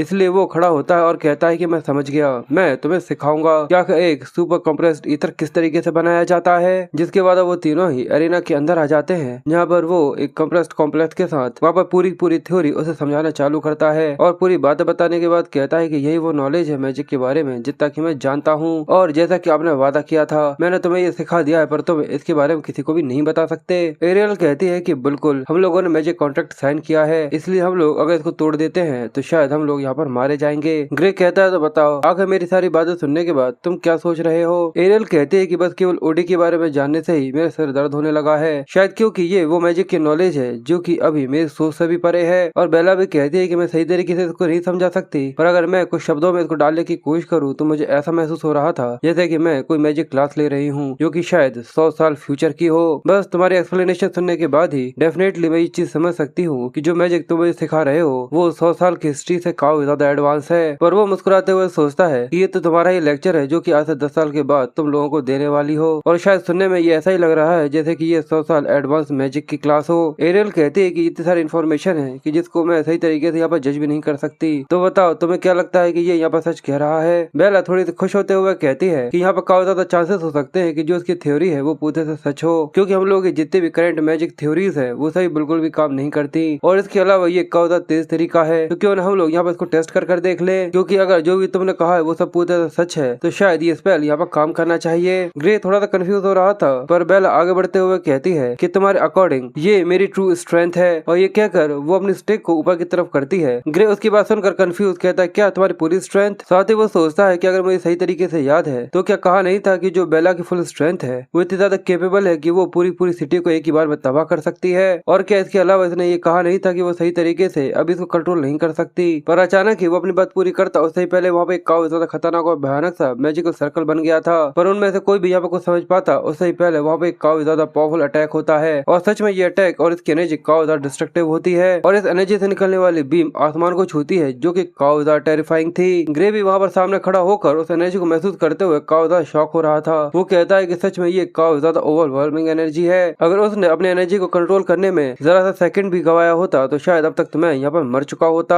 अगर लिटरली कहूँ तो इसने तो मेरी जान बचाई है। बेला खुश होते हुए कहते हैं कि आखिरकार मैंने कर दिखाया, मैंने सही तरीके से इसे कंट्रोल भी कर लिया, और फिर जो वो एनर्जी होती है उसे वो कंप्रेस करना चालू करती है, और कुछ ही देर में वो कंप्रेस एनर्जी एक ड्रैगन का फॉर्म ले चुकी थी जो कि फायर से बना हुआ था। और बेला उसको देखकर खुश होते हुए कहती है कि सच में ये काफी ज्यादा मजेदार है, और अपनी पूरी ताकत इस्तेमाल करने की वजह से थोड़ी ही देर में वहाँ पर खड़ी खड़ी वो बेहोश हो जाती है और वहीं कहीं नीचे गिर गई थी। ग्रे बेला की वजह से थोड़ा सा डर जाता है, पर एरियल उसे कहते हैं कि शांत हो जाओ, असल में उसने अपनी कुछ जरूरत से ज्यादा ही ताकत इस्तेमाल करी है जिस वजह से वो बस सो गई है। और ग्रे उसे इस तरीके से देखकर काफी ज्यादा खुश होता है। एरियल भी इस एनर्जी को देखकर कहती है कि सच में ये तो काफी ज्यादा मार्वलस है। एरियल भी इस एनर्जी को देखकर कहती है कि सच में ये तो काफी ज्यादा मार्वलस है। इस तरीके की मैजिक स्किल वो भी इतने ज्यादा कम समय के अंदर, कि अगर सोचा जाए कि ये मैजिक का इतना ज्यादा बड़ा स्किल इस्तेमाल कर सकती है वो भी इतने ज्यादा कम समय में, तो बेला नींद में ही बड़बड़ाते हुए कहती है कि मैं अमेजिंग नहीं हूँ बल्कि ये थ्योरी है जिस वजह से मैं आसानी से सुपर कंप्रेस्ड ईथर बना पाई। ग्रे ये देखकर थोड़ा कंफ्यूज था। वो कहता है कि ये तुम्हारी थ्योरी है, और ये यहाँ पर नींद में ही जवाब दे रही है। और एरियल भी इसके लिए खुश थी क्योंकि अब वो यहाँ पर सुपर कंप्रेस्ड ईथर बनाने लगी है तो उसे सर्जरी की कोई भी जरूरत नहीं है। अब मैं बेली को खुद बुलाकर इसके बारे में जरूर बताऊंगी, और मैं काफी ज्यादा खुश हूँ कि इसने सर्जरी के रिस्क को यहाँ पर अवॉइड कर लिया, पर मैं खासकर इस चीज के लिए काफी ज्यादा खुश हूँ कि इसने अपने मैजिक कंट्रोल को नहीं खोया।